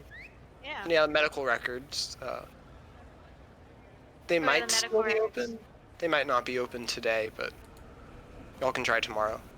Yeah, Yeah. we do always have tomorrow. What time is it right now? It's the evening. Okay. It's probably not. Medical board would probably close at like 5. So then do we just want to maybe call it a day here and meet up tomorrow morning and, s- either if we get the call, then we can, plan on that, or, just sort of play it by ear, I guess, right? Yeah. But I guess we'll reconvene tomorrow. Okay. Yeah. Sounds good. All right. Gucci. Gooch. We sleep. So I ride my bike to Coney Island with the penguin in my lap. And I go to the circus and let them know that they are going to have a new pet staying with them for a few days. Don't put him in any shows. He's not supposed to be public yet. But you can keep Yeah. him with the elephants or the seals. They're both quite friendly. His name's George, by the way. I also brought some fish to feed him. Who? Sorry, I'm sorry. I was looking at some information. Who are you leaving George with? The circus. The elephants and the seals at the circus. All right, out of character. How are you just gonna like ask for him back? Yeah, I was just like only for a few days. Sure, just sure, sure. They'll take him for a few days. It's like free daycare. That night, Jack, you get a call from Rebecca Schosenberg saying that if you still want it, there will be a meeting. There will be a time you can meet Hilton Adams around 10:30 a.m. tomorrow. Okay. I'll tell her that I'll be there. Okay. You can bring the rest of the group, but she has your contact information, so. Yeah, understandable. Thank you. The following morning, Amelia, you get a phone call. If I have my dates right, he tells you, which I believe I do. He tells you that the shipment will be going through tomorrow night. Okay. Thank you. Thank you, sir.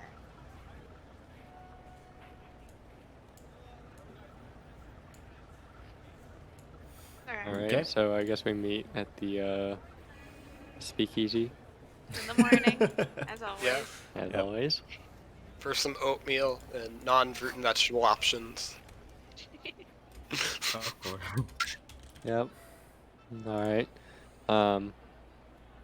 So, I guess after we all sit down, I will say to everybody, I'll be like, well, I got a phone call last night from Rebecca Schosenberg, the reporter from the New York Times, or the journalist, the investigative journalist from the New York Times, and she told me that we'd be able to meet Hilton Adams this morning at 10:30.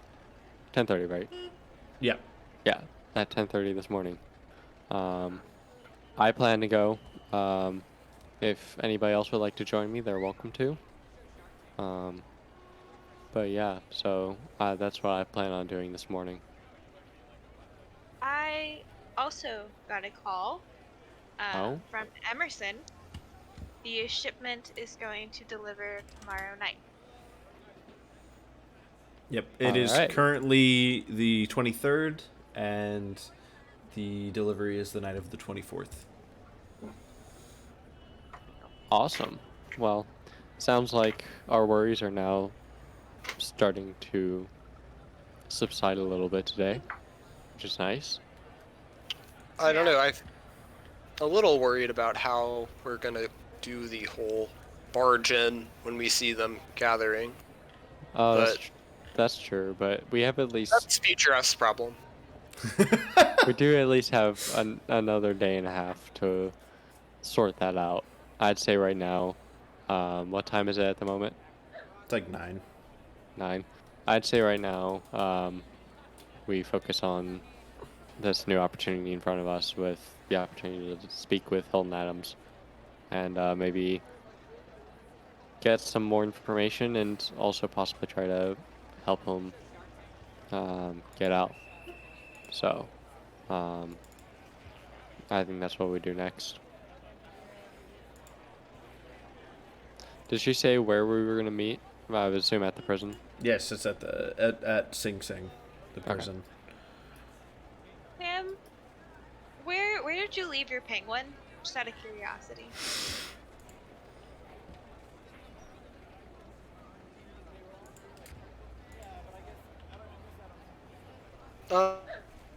I found a sitter at the circus who can watch him for a few days. Sitter. Definitely not concerning at all. Nope, not at all. No. I mean, I've They'll have worked with a plenty lot of space and circuses. plenty of food. I've worked with a lot of circuses, and they usually treat their animals very nicely. I don't know if they have the stuff fit for a penguin, but I'm sure They can Probably manage for a few days, and you know the they're quite best for good. your penguin, I guess. Plus, they'll get to make lots of friends with other wildlife. All right then. You don't want a penguin to be lonely, do you? I mean, I guess I not. guess not, yeah. I don't know what else to say there. I guess just good for the penguin. I guess Good for George. good for George. All right. I guess, are we all just gonna go to the prison? Does anyone have any other ideas? No, just go to the prison. All right. Well, All right. we will go that way. So you all drive up to Sing Sing.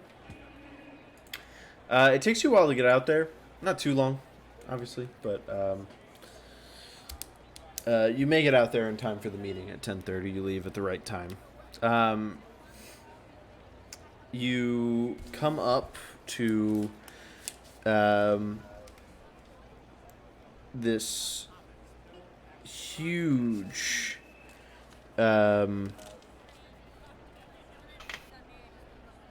this huge prison on the bank of the Hudson River,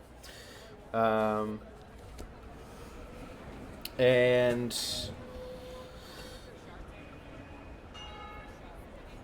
it's basically like a grounds with a fence surrounding it.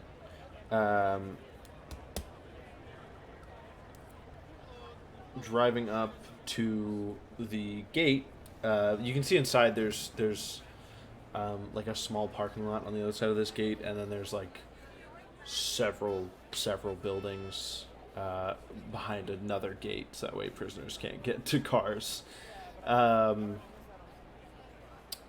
Several large like cement buildings.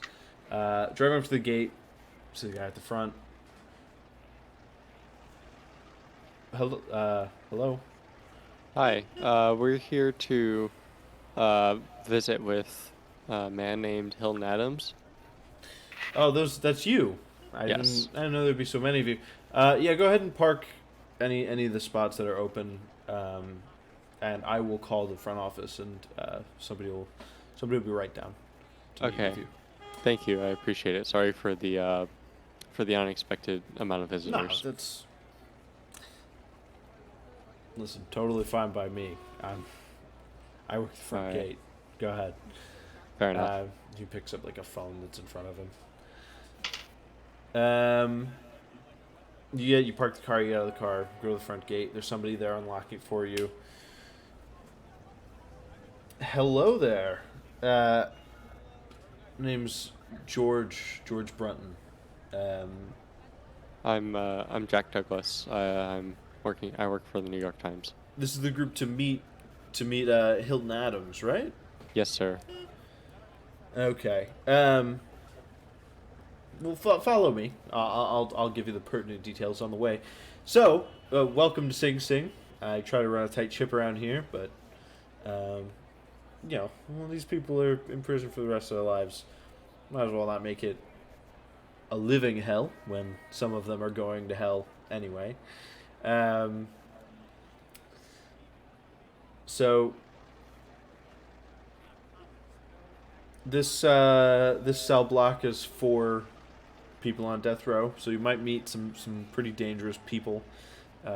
According to conviction, the man you're meeting is pretty dangerous himself, so I would stay away from the bars.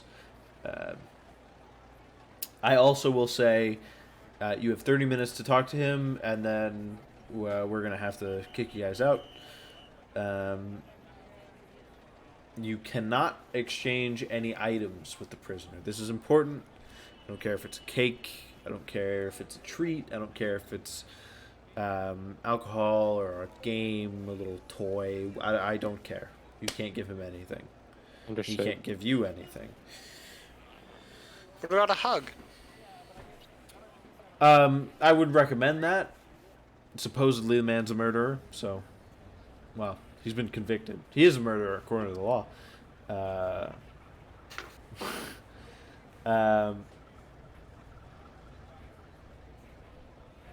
I understand. I'll take my risk. You take your risks.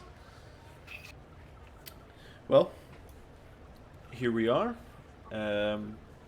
I'll lead you to a cell. He opens the door to a building. You walk down a hallway. There's like a cell door that's open from this like small room you've entered into from outside, and then you go through that door. And you walk down this hallway. There are cells on either side.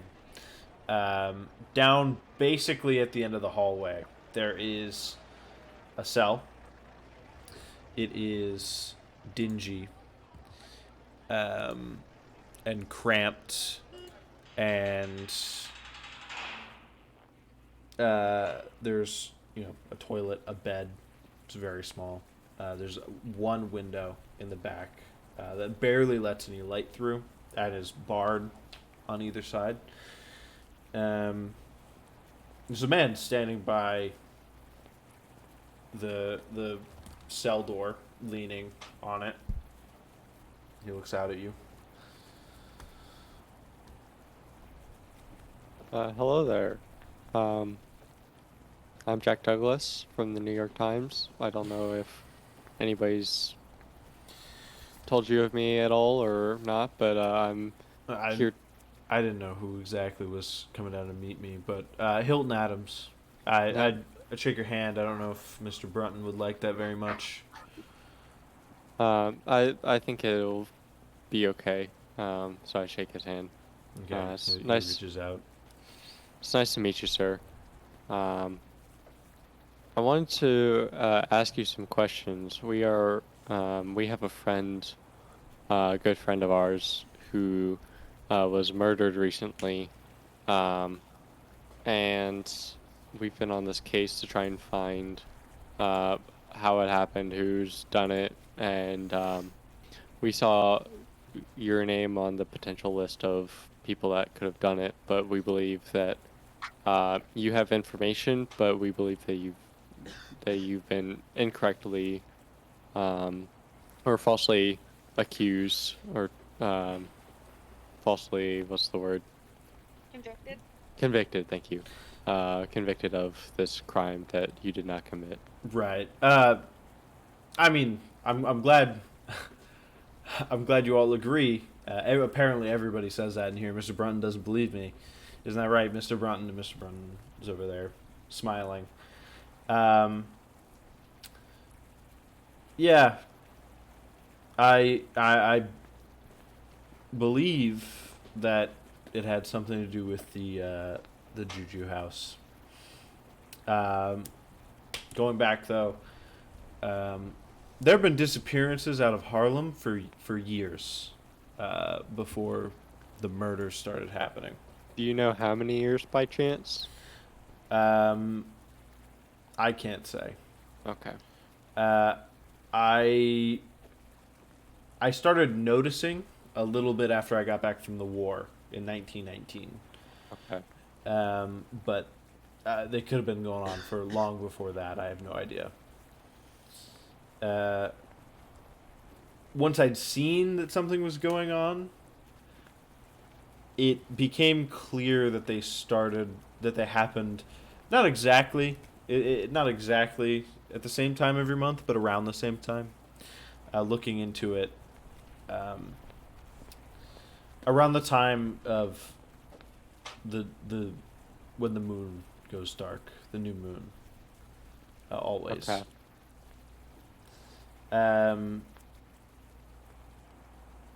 The murders didn't seem to have a schedule, though. I'm pretty sure that the last one was just to frame me. Oh, I'm sorry. The eighth, the last one that I was privy to. If your friend, what was his name? They didn't tell me what his name was. His name was Jackson Elias. If your friend was murdered by the same people, he would have been the last one. I apologize. Yeah, yes, sir. And we believe that this happened. This only happened about a week or two ago. Mm-hmm. So it's been a week or two, right? I lose track of time in these games. Yeah. Well, I'm asking the keeper. Oh. Out of character. Sorry. Let me check. I have my makeshift calendar right in front of me. It happened on the 15th. It is now the 22nd. It happened, or it's the 23rd. It happened, a week ago. Basically, okay. Right. Yeah, this only happened a week ago, and you, according to the research that we've done, it seems like you've been in here for quite a bit longer than that. Yeah, I've been trying to. The only thing that's kept me alive this long is the appeals. They keep shutting them down, but first they have to decline them before they can move forward with anything else. Yeah. So, our friend was whenever I wasn't with them, but my friends here have told me that that he had a mark on his forehead, I believe it was. Was it forehead or? Yeah, forehead. Yeah, Yes. it was forehead. And that mark seems to relate to a cult known as the Cult of the Bloody Tongue, and Yep. it originated out of Kenya.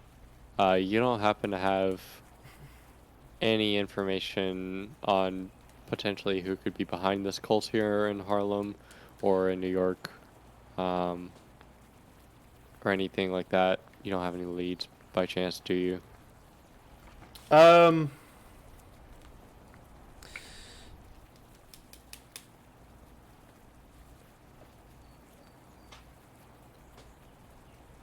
No, I did figure out the reason I suspect the Juju House is because I figured out. I don't know that it has to do with the Juju House. I didn't get a chance to do much surveillance before I was taken here. Yeah. But they're the only African Emporium in New York City that is anywhere near the area where these disappearances and murders were happening.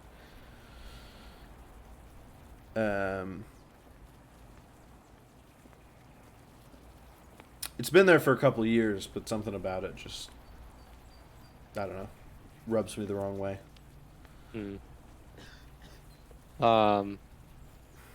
Yeah, we've been doing a little bit of research on that, but the closest we found to anything, any hard evidence of it being suspicious is that they seem to be importing more into their store than they seem to be selling or exporting.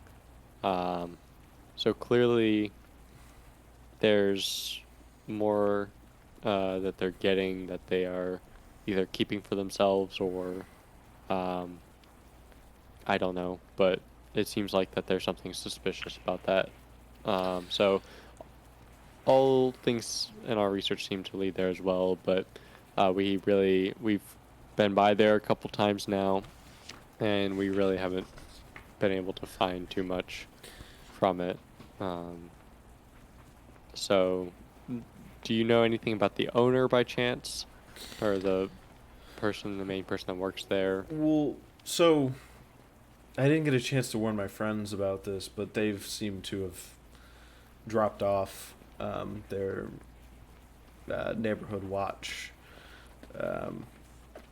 But I followed a muscular African man who had a shaved head. I followed him to this coffee shop on 139th Street.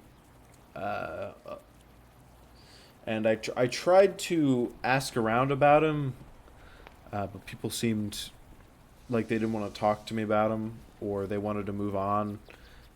Some of them just walked past me without giving me a second look. I eventually got a name, Makunga Umdari. I don't know much about him outside of the name, but he seems like some people are scared of him. Interesting. What was that address of that coffee place that you saw him at? There's a coffee shop on 139th and 6th Avenue. It's above this speakeasy, Fat Mabel's Speakeasy. Oh, interesting. That's actually where we meet for breakfast every morning. Nope, no, it's not. Oh, there are other speakeasies in New York. New York City, damn my it. guy. Damn it. I forget about this. I forget that there can be franchises. I'm thinking like 1920s, everything's owned by like, whatever. Anyway. I So- will own all of the speakers. Eventually. Eventually. She's going to be Monopoly. the McDonald's of speakeasies. There we go. Every corner you take. So, we did get a chance to speak with your friends, if these are the same friends that Yeah. you were just referring to. Mm-hmm. They seemed to not want to say much, or whenever we mentioned your name, they seemed very off-put, and they had a look of guilt in their eyes. I don't know why this would be, as they didn't really give us much information about that. They but- feel guilty. That's good to hear. They didn't. No, I mean, thank you. They didn't. Of course, they're not going to tell me that. They stopped fighting for me. I've pretty much given up at this point too. So, understandable. But yeah, that's probably why. If they feel guilty about what's happened and if they've given up, like I think they have, then Yeah, combination of that. they seem to be they seem to have, especially in their voice, they seem to be in the tone that they were speaking and the way they worded things, they seem to have a sense of hopelessness in their voice, and I felt guilty about ruining their dinner or whatever at the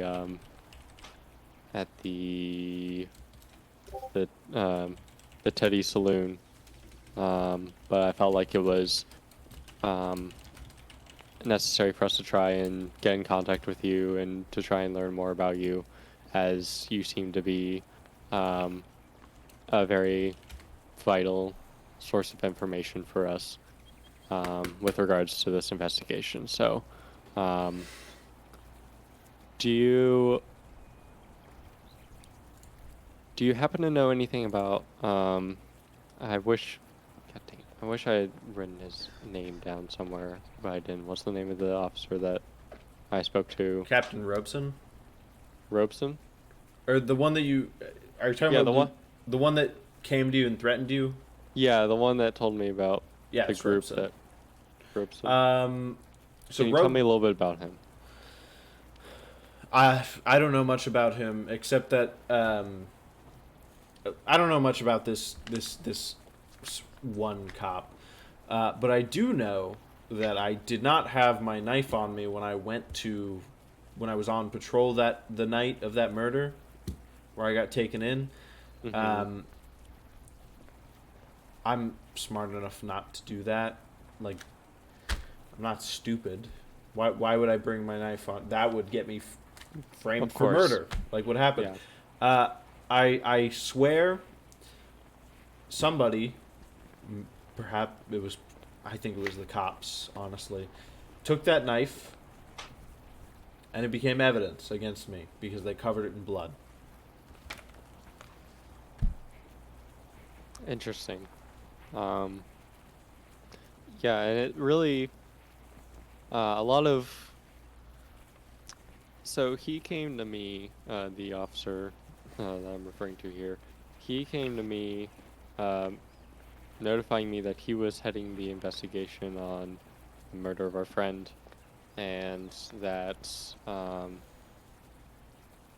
that you were basically at the top of his list, which I feel like every cop in Harlem has said that now, in terms of suspects for this murder, and um, you don't. So you think that maybe this was an act of potential. This could have been an act of racism against you, unjustly. Yeah, probably in some part, but I also think that it's possible they needed a scapegoat. Mm. Black man is easy to make a scapegoat of. Yes. I was definitely framed, and I think the cops took that knife and covered it in that blood. So, I think the one thing that has really stumped me is that it seems like from the research that we've done is that he seems to be in on this whole murder, the events of these murders. He seems to be in on it somehow, but we aren't exactly sure how. Do you happen to think that? Do you happen to have any idea as to who could actually be behind these murders exactly, or are you as stumped as us in terms of? I don't know. The only lead I had was the Juju House, Okay. but I don't know who committed the murder. Maybe there's a group. Maybe it's one person from the Juju House. I don't know. Okay. Well, we saw 3 people kill Jackson Elias, so That it's would probably a group. right. That would probably mean a group. Okay. Well, does anybody else have any questions they would like to ask regarding any of this? Did you know anything about, like, the cult business that we are suspecting? I mean, I know of the cult, and I know that the Juju House is the only place with direct ties to Africa in Harlem. Yeah. That's my suspicion, that there's some kind of connection between the two. But I don't know anything about the actual cult. I don't know very much about the actual cult. We don't either. That's it. Oh, I do have one more question for you. Is there Mhm. any is there any relation between, like, is there any pattern with with the type of people that they go after? Because our friend was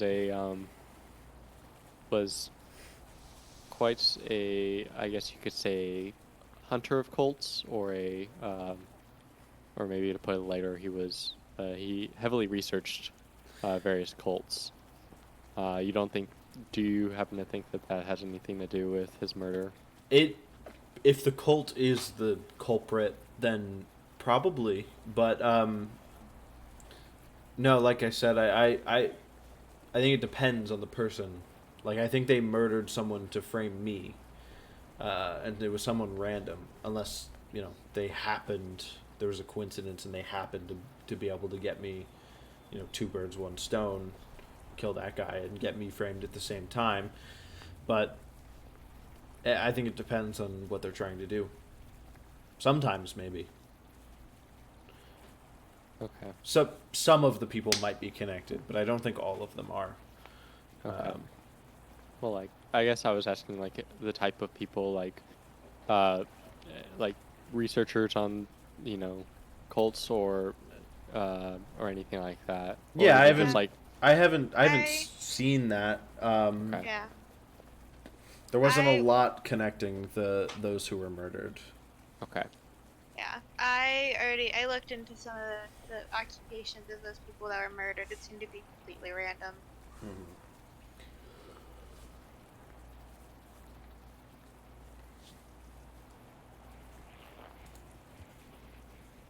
Okay.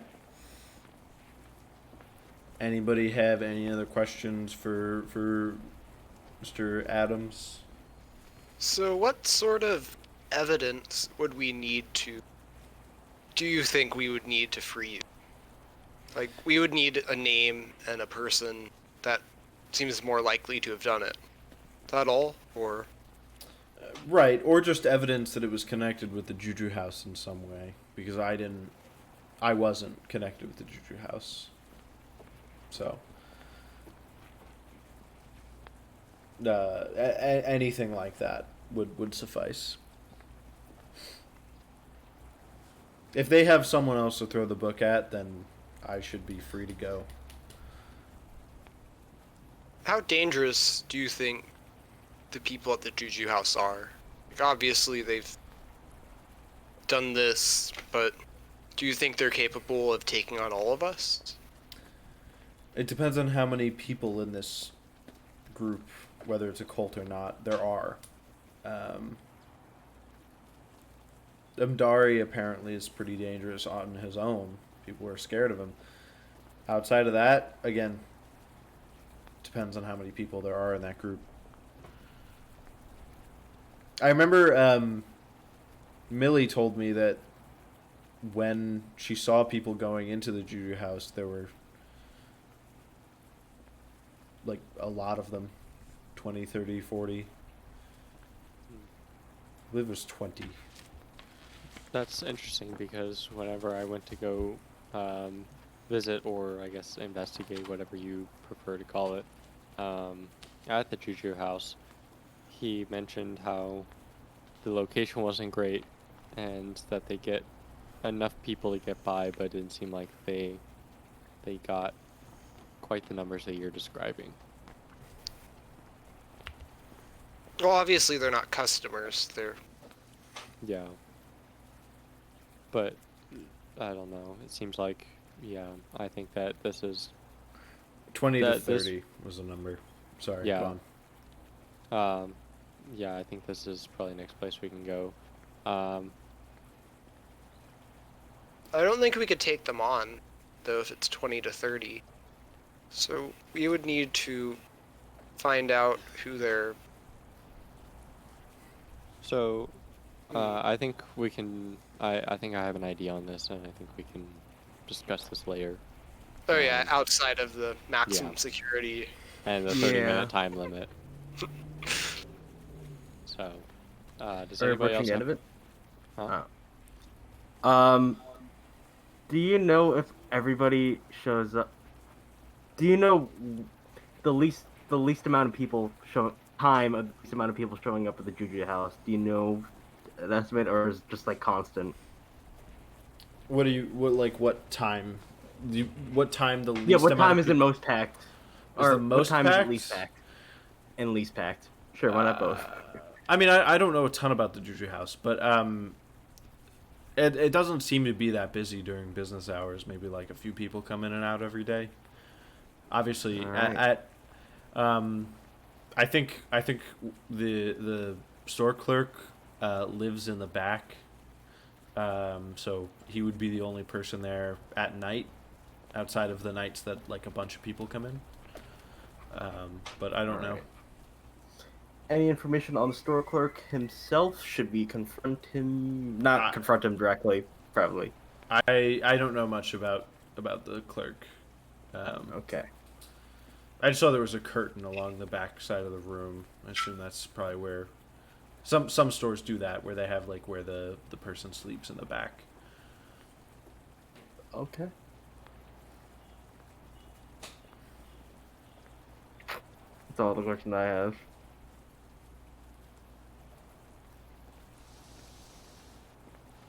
Think we're Anybody done? else? Yeah. Anybody else? All right. Well, good luck to you all. Thank you. And we will do our best to help you in any way we can. Hopefully, next time I see you, we'll be on the other side of these bars. Yes, sir. And he You're a good man. salutes. Salute.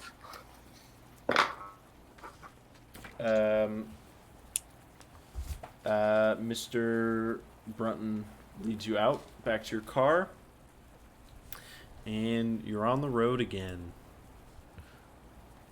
On the road again. Discussing plans. So how down are you guys with arson? No. Anyway, so I think that so to direct your question, or to address your question earlier, Sam, I think that so it seems like the only as of right now at least, the main corrupt police in this area are the ones in Harlem, or at least the one in Harlem. I don't know if all of them are corrupt, but I would assume that, you know, it's not very likely that we could get any of the others from Harlem to help us. But I think that Lieutenant Poole may be willing to help us if we can provide him with enough evidence of something fishy going on, and tell him about our encounter or our conversation with Hilton. I think that could be enough for him to support and help us in this endeavor. I think it's worth at least trying. Yeah, I think we should definitely try, but I don't know how much he can do because I don't think he works in Harlem, right? No, but I think that it would be at least worth trying to ask him what he can do. If he can maybe have a task force to support us, or I don't know, but I think it's worth at least updating him and asking him more about it, because he's quite frankly the only police officer so far that I trust in this case. So I agree with you. He was really nice. yeah. So I'd say maybe it's getting about lunchtime. I say maybe we grab some food and then go to talk to Lieutenant Poole.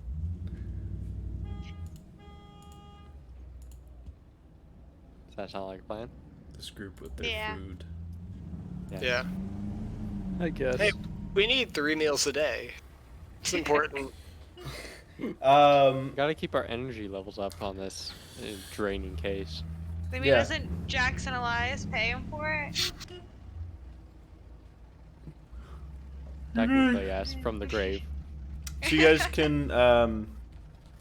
I know some of you had some other ideas. Like I know, some people wanted to go see if they could get a hold of Roger Carlyle's medical records from Robert Houston's like estate. or whatever his medical records. I know somebody wanted to research the Penhew Foundation.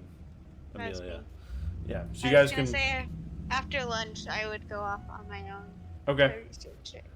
I remember last session, Princeton said that he wanted to go get those medical records. So you could go with. Reginald, right? It was Yeah. Reginald. Yeah, Emma talked about sending Reginald with you. Let's get those medical records.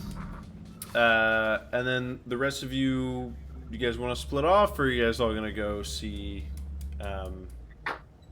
Lieutenant Poole. Lieutenant Poole? Yeah, I can go see Lieutenant Poole. Okay.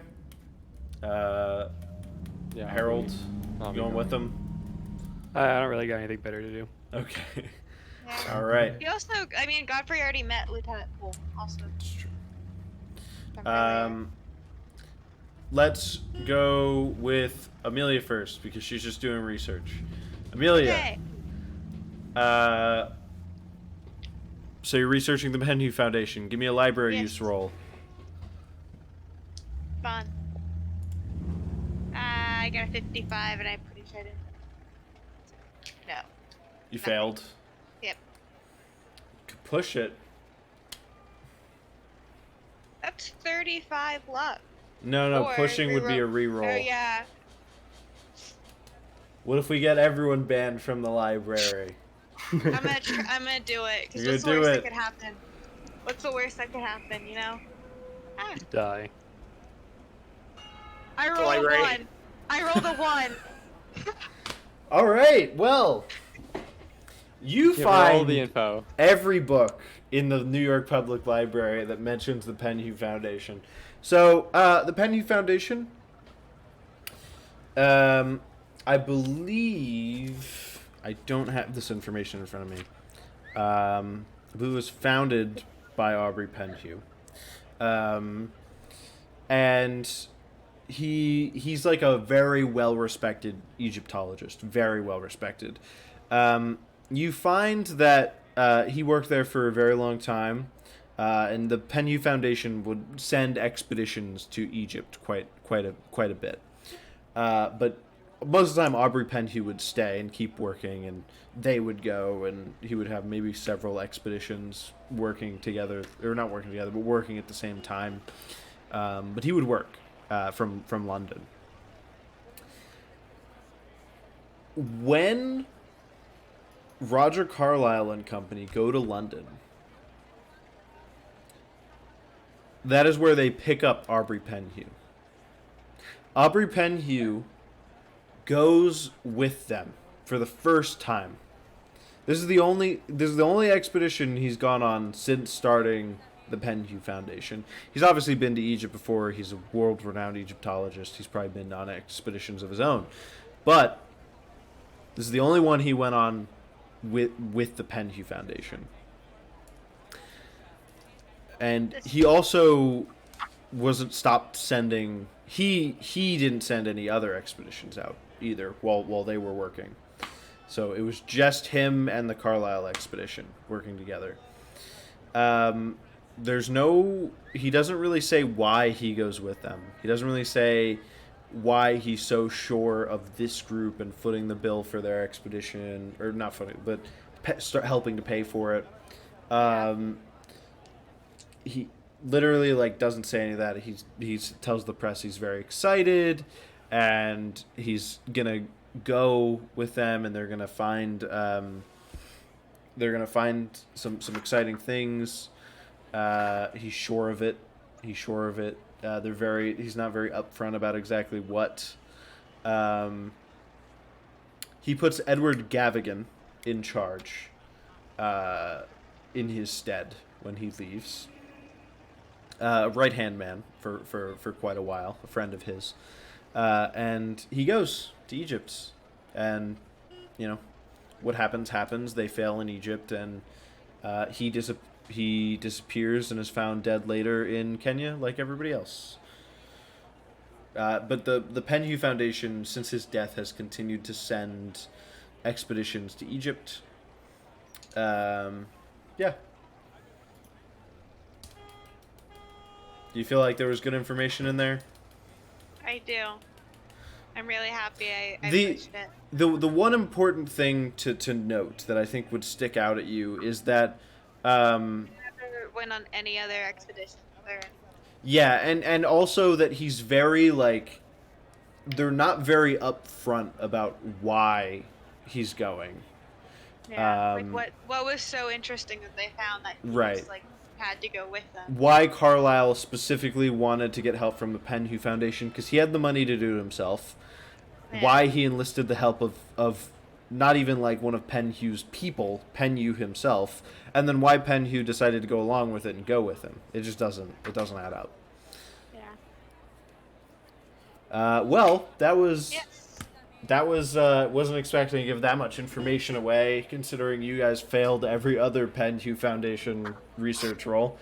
The But one we needed is the one we got. yeah, he rolled a 1 on the last one.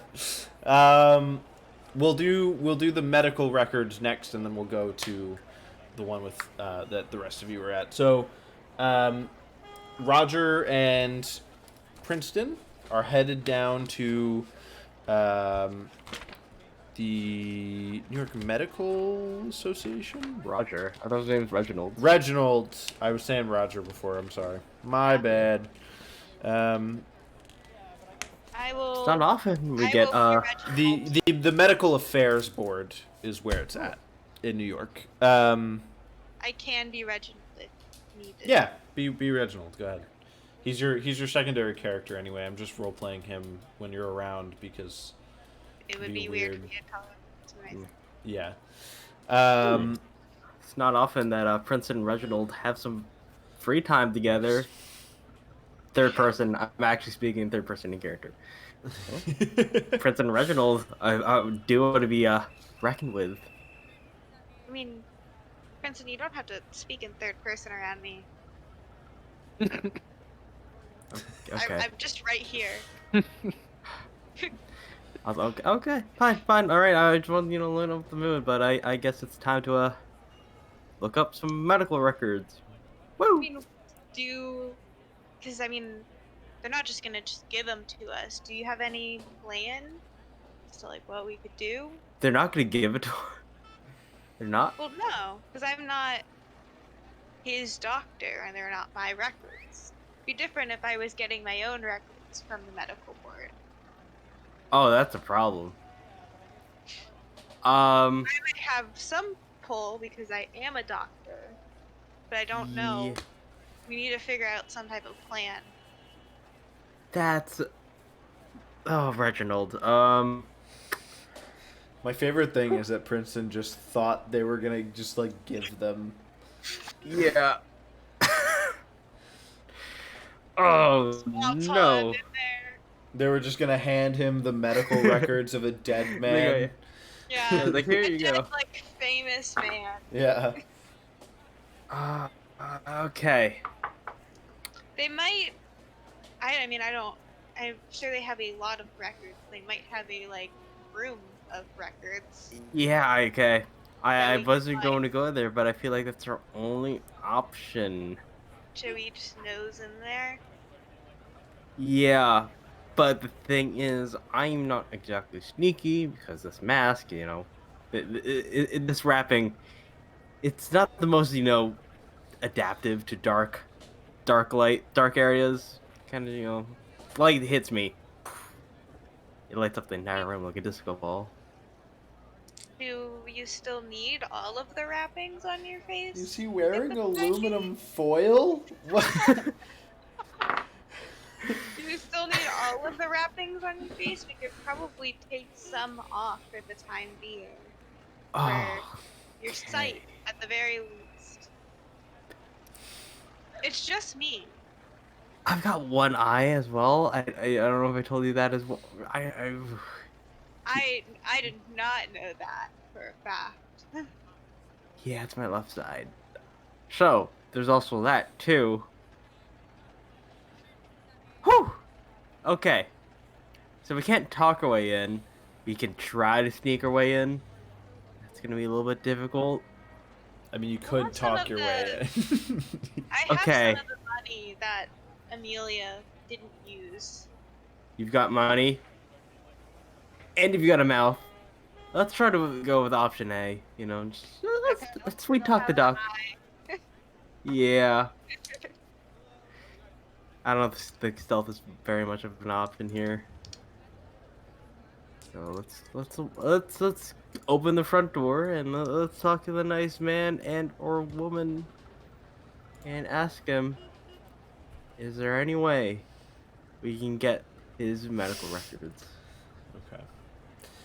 On that note, you've made it to the New York Medical Affairs Board, the building that it's in. The offices are on 61st Street. You make your way inside. It's like a series of hallways with multiple offices. Eventually, through using signs and the maps they have to help people get around, you find a office for records. You walk inside. There's basically like a reception area. There's a woman sitting behind a desk. Or man. He's a man. It's a man sitting behind a desk. Reginald, you want to do the honors? How can I help you two? Okay.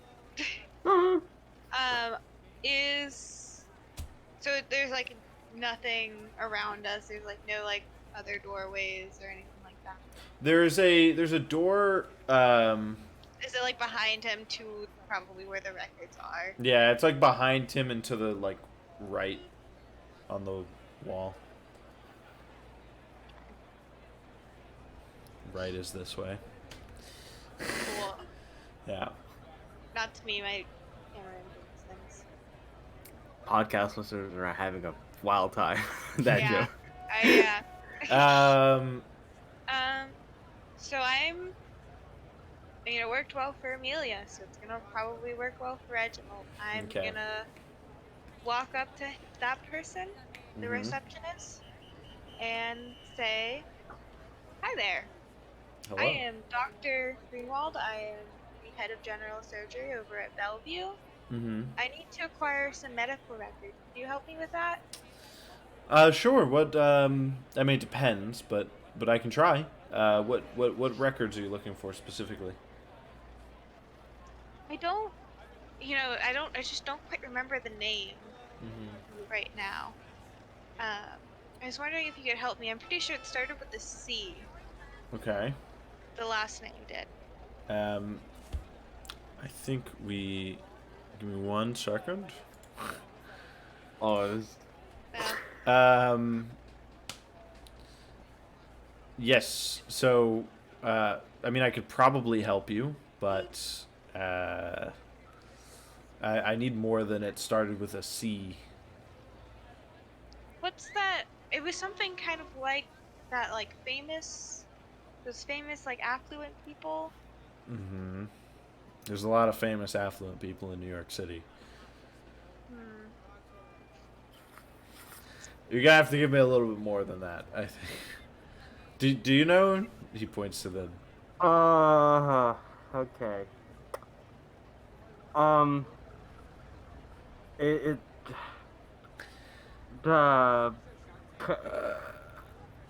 Do the either of second you letter? do either of you know who you're actually like?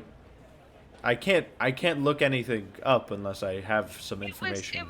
It was Carlisle. I'm so sorry. Carlisle. Roger Carlisle. The Roger Carlisle. Give me a second. You know, the one that kind of went missing? Give me 1 second. And he steps from behind the desk, walks into the back room. It's about a minute or two. He comes out and he's like, I don't think I can let you see those records. And why is that? Well,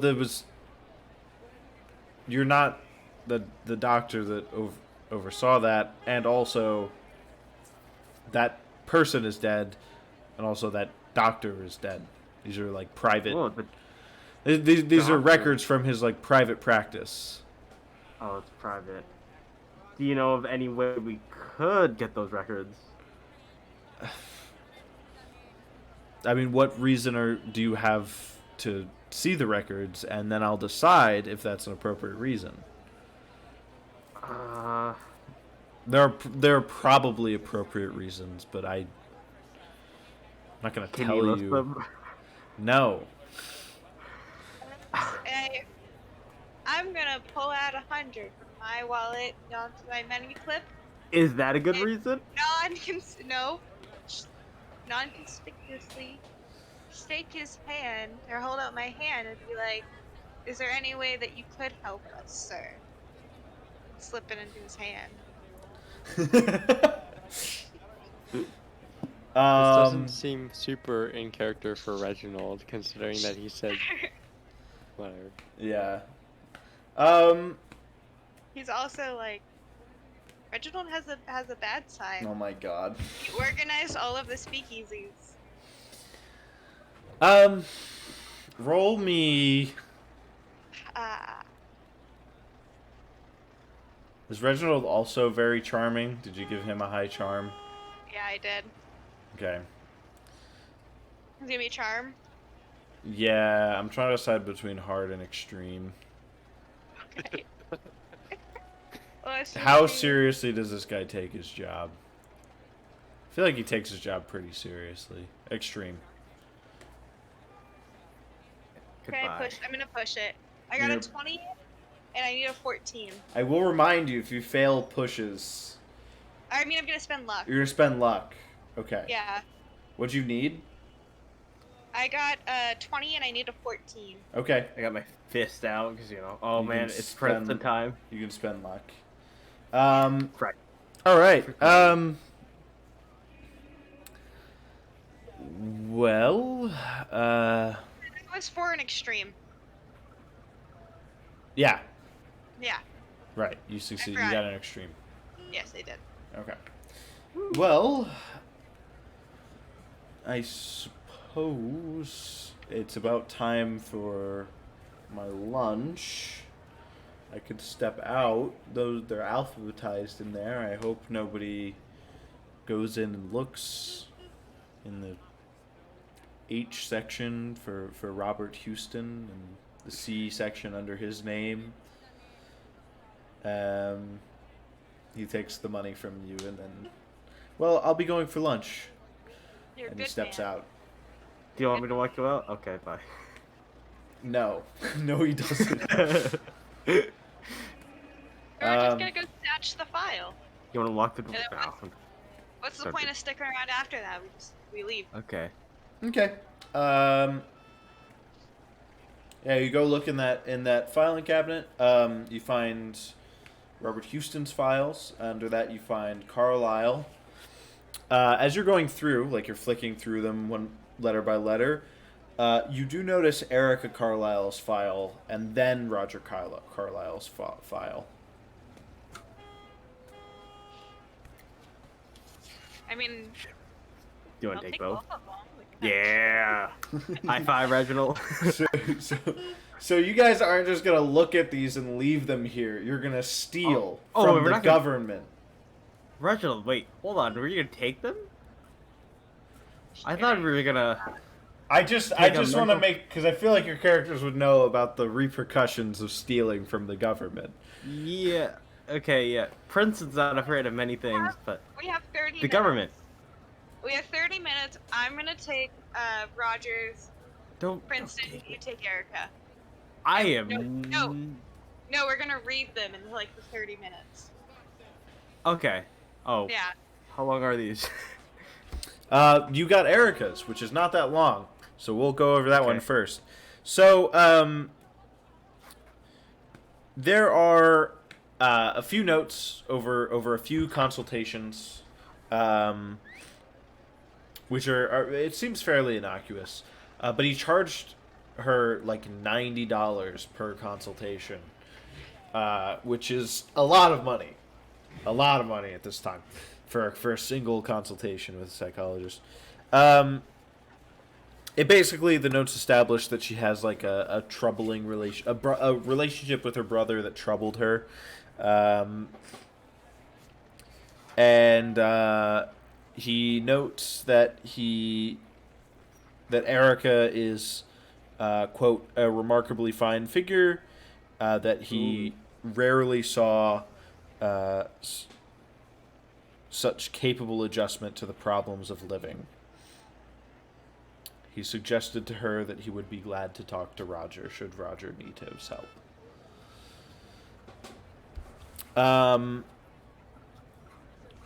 For Roger, we have a handout, which I'll send. I'm not going to show it on stream because it's not as important as some of the other handouts are typically. But I will send it in the chat for you guys to read later if you would like. But I'll go ahead and read this one. Unless, Emma, you would like to read it. Since Let me see how long it is. It's like typed out and very long. I will read it. Okay. So let's see. First meeting in January 11th, 1918. Reference Erica Carlisle. Closest relative Erica Carlisle.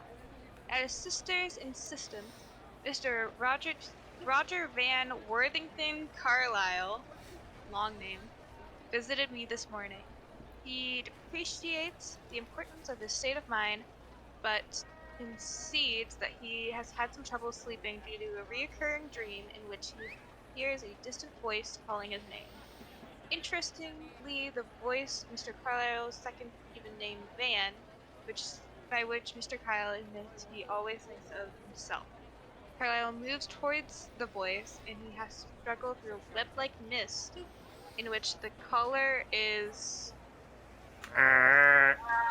redacted. Understood to stand. The caller is a man tall, gaunt, dark, inverted Onk. Okay. Onk. It's the Egyptian Blazes. thing. Okay. Blazes on his forehead. Following the Egyptian theme, Carlyle has no conscious interest in the things Egyptian, he says. The man extends his hand to see. Its palms held upwards, pictured on his left palm, Carlyle discovers his own face. On the right palm, Carlyle sees an unusual misshapen pyramid. The caller then brings his hands together, and Carlyle feels himself float off the ground into space. Halts before an assemblage of monstrous figures of humans with animal limbs, with fangs and talons, or of no particular shape at all. All of them circle a pulsating ball of yellow energy, which Carlyle recognizes as another aspect of the calling man. The ball draws him in, he becomes part of it, and he sees through eyes not his own. A great triangle appears in the void, its twisted symmetry of the same fashion as the vision of the pyramid. Carlyle then hears the caller say, "And become with me a god." As millions of odd shapes and form rush into the triangle, Carlyle wakes. Carlyle does not consider this dream a nightmare, although it upsets his sleep. He says that he revels in it and that it is a genuine calling, although my strong impression is that he is actually undecided about it. An inability to choose seems to characterize much of his life. September 18th, 1918. He calls her Mweru. Anastasia and my priestess. He is obsessive about her. As well as he might be, exterior devotion is certainly one way to ease the tension of Megalomaniacal. Maniacal. Got it. Contradictions. She is certainly a rival to my authority. December 3rd, 1918. If I do not go, Carlyle threatens exposure. If I do go, all pretense of analysis surely will be lost. What then will be my role?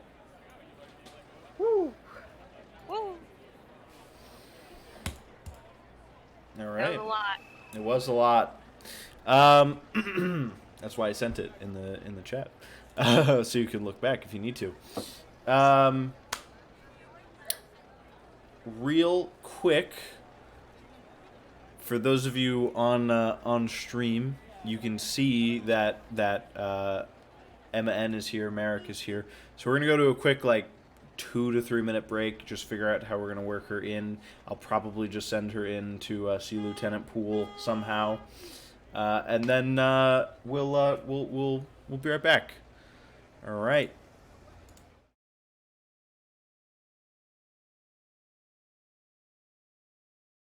All right, we're back. I just wanted to figure that out off of stream. That way, it wasn't like we were figuring it out. Anyway, there we go. We figured out we figured out how she was gonna get involved with Lieutenant Poole. All right, so Jack, Sam, and Sir Harold walk into the precinct 4A, I believe it is, and we're gonna roll with that.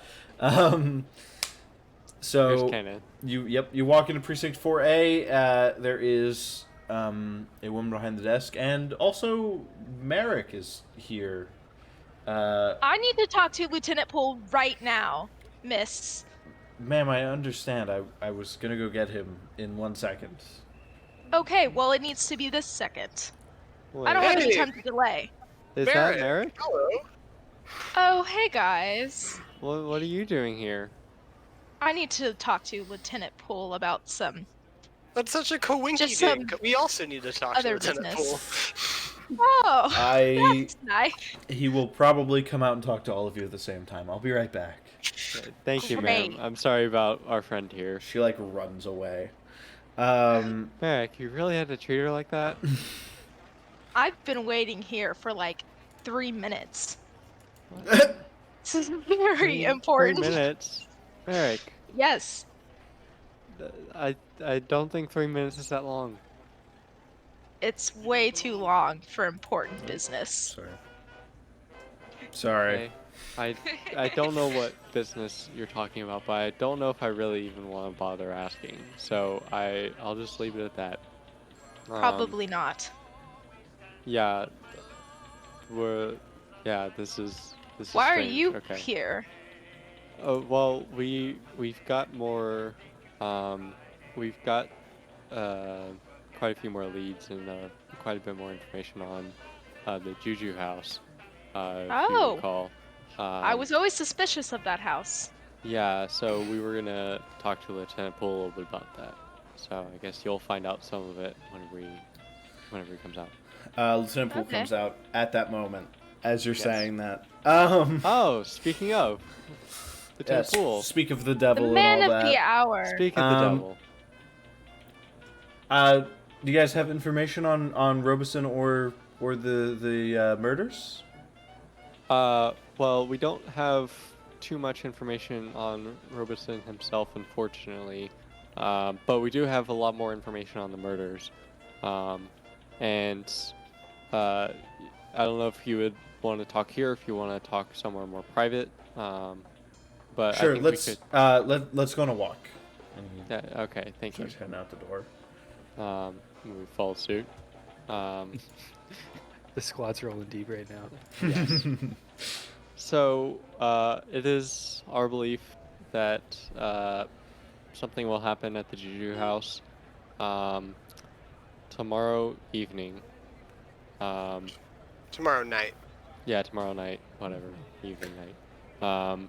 And we believe we talked to Hilton Adams about a little bit more about what he knew and what information he could give us. And he mentioned to us that he's seen instances where 20 to 30 people have shown up at the same time to the Juju House, and at night, I believe, and that this group that we are thinking murdered our friend could be a lot larger than we expected. And so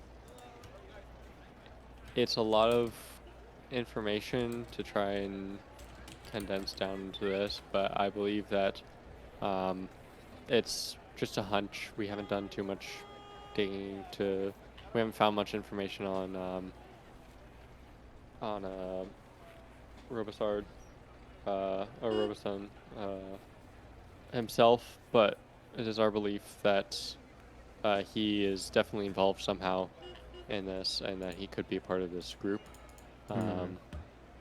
Just from piecing together from putting together these pieces. So I was wondering if perhaps you could provide any support in the event that there are quite a few people, because we plan to stake out the Juju House that night, and to see what goes on, what happens, and in the events that something dangerous breaks out, that we could have some support with us. I could get something together, but I could get a raid together, but I have to have your word that you're sure that this is what's happening. I could take serious flack if I got a raid together for nothing. Yes. I understand. I guess we can go through some of the evidence that we have that connects it to the Juju House. Yeah. So, it's the only place in this area of New York that's selling African masks, and we think that the cult that's been doing these murders is an African cult called the Cult of the Bloody Tongue. The Juju House receives imports about once a month from Africa, and basically what we think is happening is they're importing something and they're not selling it. We obtained some tax records from City Hall that kind of proves that they're not selling all that they're importing. So we think whatever it is they're importing from Africa is being used as part of some ritual that may involve some of the murders that happened as well. And then we think that they framed Hilton. on the 8th murder. They framed the guy, and well, I'll tell you what. I'm not completely sold, but I don't think you've been wrong yet.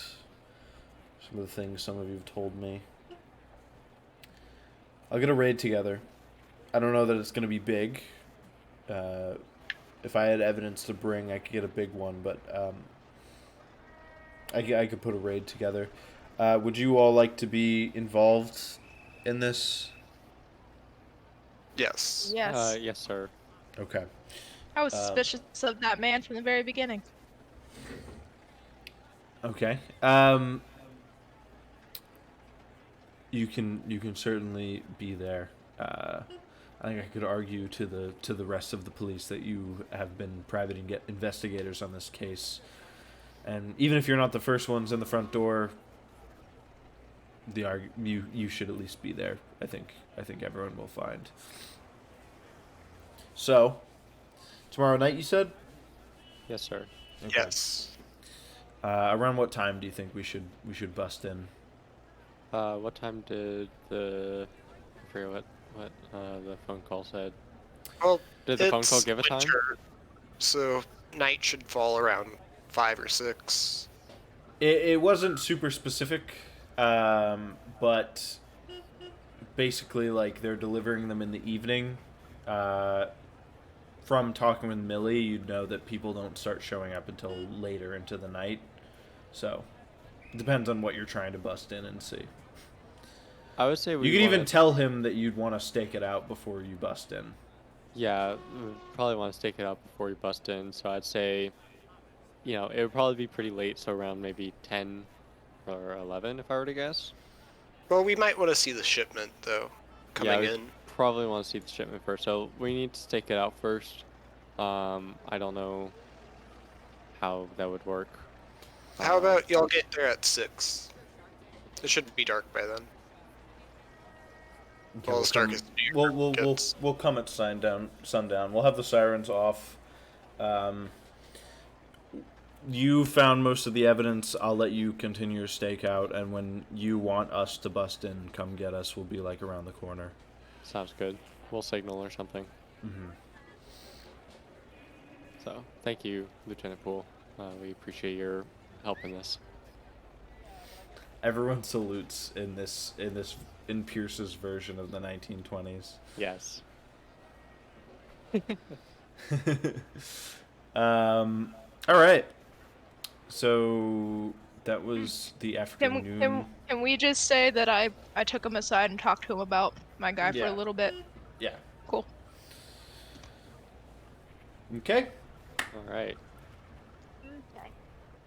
You guys headed back to the speakeasy once again. Yes, sir. This is like the third Yes, time. sir. Yes, Great. I sir. think I've I've been needing tried to fill up everything on worth some eating on the whiskey. menu at this point. Want to try something new?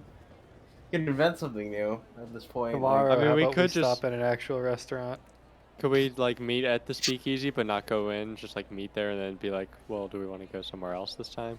Wow. I'll just get a Like- to-go whiskey, so it's okay. Like right outside the Wait, restaurant. is that where- Merrick? I don't think you should get a to-go whiskey in 1925.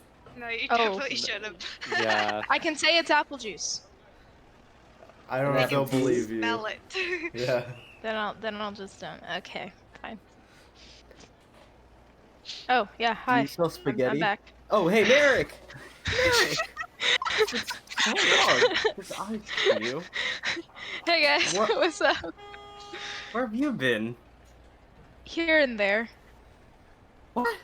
So I mean, so I- what's on the agenda? What are we supposed to be doing? Catch me up. Oh, Joe, that's a long... I know a little bit. Apparently there's some stuff going down at the Juju House, but Well, why don't we start with with Alright. Amelia?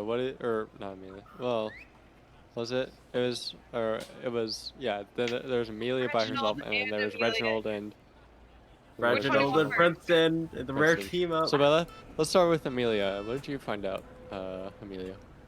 So, I actually found a ton of information about the Penny Foundation.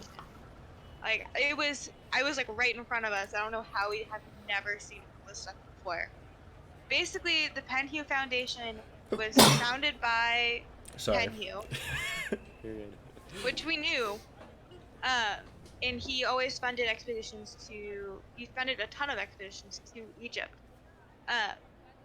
But the strange thing about the Carla expedition is that in most of his other expeditions that he sent out, he never went with them. He just sent them like the money, funded it, and like just sent them off. He went with the Carlisle expedition and also suspended all other expeditions to Egypt. So it was the first expedition that he ever went on with, that he funded, like through his foundation. And like it must have mean that there was something different about the things that they came to him with. It was also extremely suspicious to me that Roger Carlyle, this like millionaire, this like affluent person, would go to a foundation to get funding. I feel like there's a lot of different information. But I mean now Penhue is dead now, and the foundation is now in the hands of Gavigan. Gavigan. I wrote really sloppy. Sorry about that. It's the name on the card Yeah. you found. Edward Gavigan, I believe. Yes. Stream gets to hear my folder opening noise as I look through the handouts on my computer. Yeah, the windows when you open a folder on your computer from the like. Anyway, In not your- important. In your head. Edward Gavigan. Yep. Yeah. Do you guys want to hear what I did with Reginald? Honey, what did you find? Well. Well, glad you asked. I You. through some You mean we? He's now Reginald. Okay, Princeton. You. Princeton. What did you do, Princeton? I'm sorry. I don't know if Reginald What are you would call so him mean? out like this. No, he definitely would. Okay. He's gonna be mean. Okay. Whatever. Reginald when I- Cannon. Okay. Princeton. I got us into the records through Amelia's plan of bribery. Oh, you used my plan. I guess you did. I guess you did. Princeton, you read something. Yes, I did. I read the medical records of Eric Carlisle. Basically, she was just she was charged $90 for a consultation for her therapist. And she had a very troubling relationship with her brother. And the psychiatrist, therapist, psychologist, what's the difference at this point? It's the 1920s. Said that he would like to talk to Roger. And that's all I wrote. No. Classic 1920s saying. It's the 1920s. Come on. It's the 1920s. Unprecedented times. No. Emma, if you want to relay what Roger found as Roger, at what Reginald found as Reginald, that way I'm not giving information that I gave already. Just like briefly. Yeah, I'm not gonna. We're gonna pretend like I went really in depth. But for time's sake in this part, Carlisle has a recurring nightmare and sees it as a calling to Egypt. Then he is obsessed over Anastasia, and he threatened the psychiatrist exposure. He didn't go with him. That's what I wrote down for like short notes. Okay. Yeah. Wait, the nightmare had to do with Egypt? Yeah. Or led him to want to go to Egypt, or what? Yeah. There was like Egyptian symbols in the dream. Yeah. He saw a man. The man had like his face on one hand and Egypt on the other, and like clapped him. And the dude started floating. This is the beauty of streaming. You'll be able to hear it. Yeah. I see a connection with the book I read, Becoming a God. Yeah. Because it mentions in that letter, or that thing that you read us all, that Yeah, it was about. and become with me a God. Yeah. And I think Yes. I don't know what the connection is. I think maybe he was trying to go to Egypt to perform the ritual described in the book I read. Something along those lines. Were you able to read all the books that I suppose you were given? We read them. We didn't completely finish studying them, but we know a good amount of. You guys weren't able to read the one that was in French. Yeah, There was one in French? Yeah. there was. I speak French. What? That is That's powerful. crazy. I spent some time in France not too long ago. Where were you when we needed how you? old are you? What? How old is she? That's kind of rude. What are you doing? You never ask a woman her age. Oh. Anyway, You also I spent- never randomly ask someone their age for no reason. how old are you? It was on a job some time back, and I had to spend a good amount of time in France. I picked up the language, Well, read it then. if need be. have- You could Throw it at let her. me. Oh no! Have the book? Like, where do we keep this book? My face is hit with the book. It's probably wherever you're staying, Amelia, because you were the one who paid for it. I just ran back I would to get the book. assume you're not like carrying them around with you. Yeah. She's always carrying books. Just like. Yeah. So then it's at Books. the plaza. Yeah. Well, when there's time, I would love to give it a look. Yeah, of course. Yeah. Not this episode. Well, okay. Here's what I'll say, because I was gonna end it. Okay? We'll do some time thing, okay? Oh. We'll cut ahead in time for now, and we'll cut back when we join back. And because Merrick just joined us and hasn't really done anything. I'll let her do like her initial skimming of that book right now, and we'll just say like she did it like she went with Amelia to the plaza and picked it up and skimmed it like one evening, like tonight or something. Yeah. Okay? Sound good, everybody? Okay. Sounds good, Sure. friend. Merrick, did you get a haircut? By the way. Yeah, sure. Yes, I did. It's Doing everything. fantabulous, I know. Very edgy for the 1920s. She Alright. grabbed like one strand of hair and like cut And it. just went. just the one strand is Yeah. like up here. I needed something cool.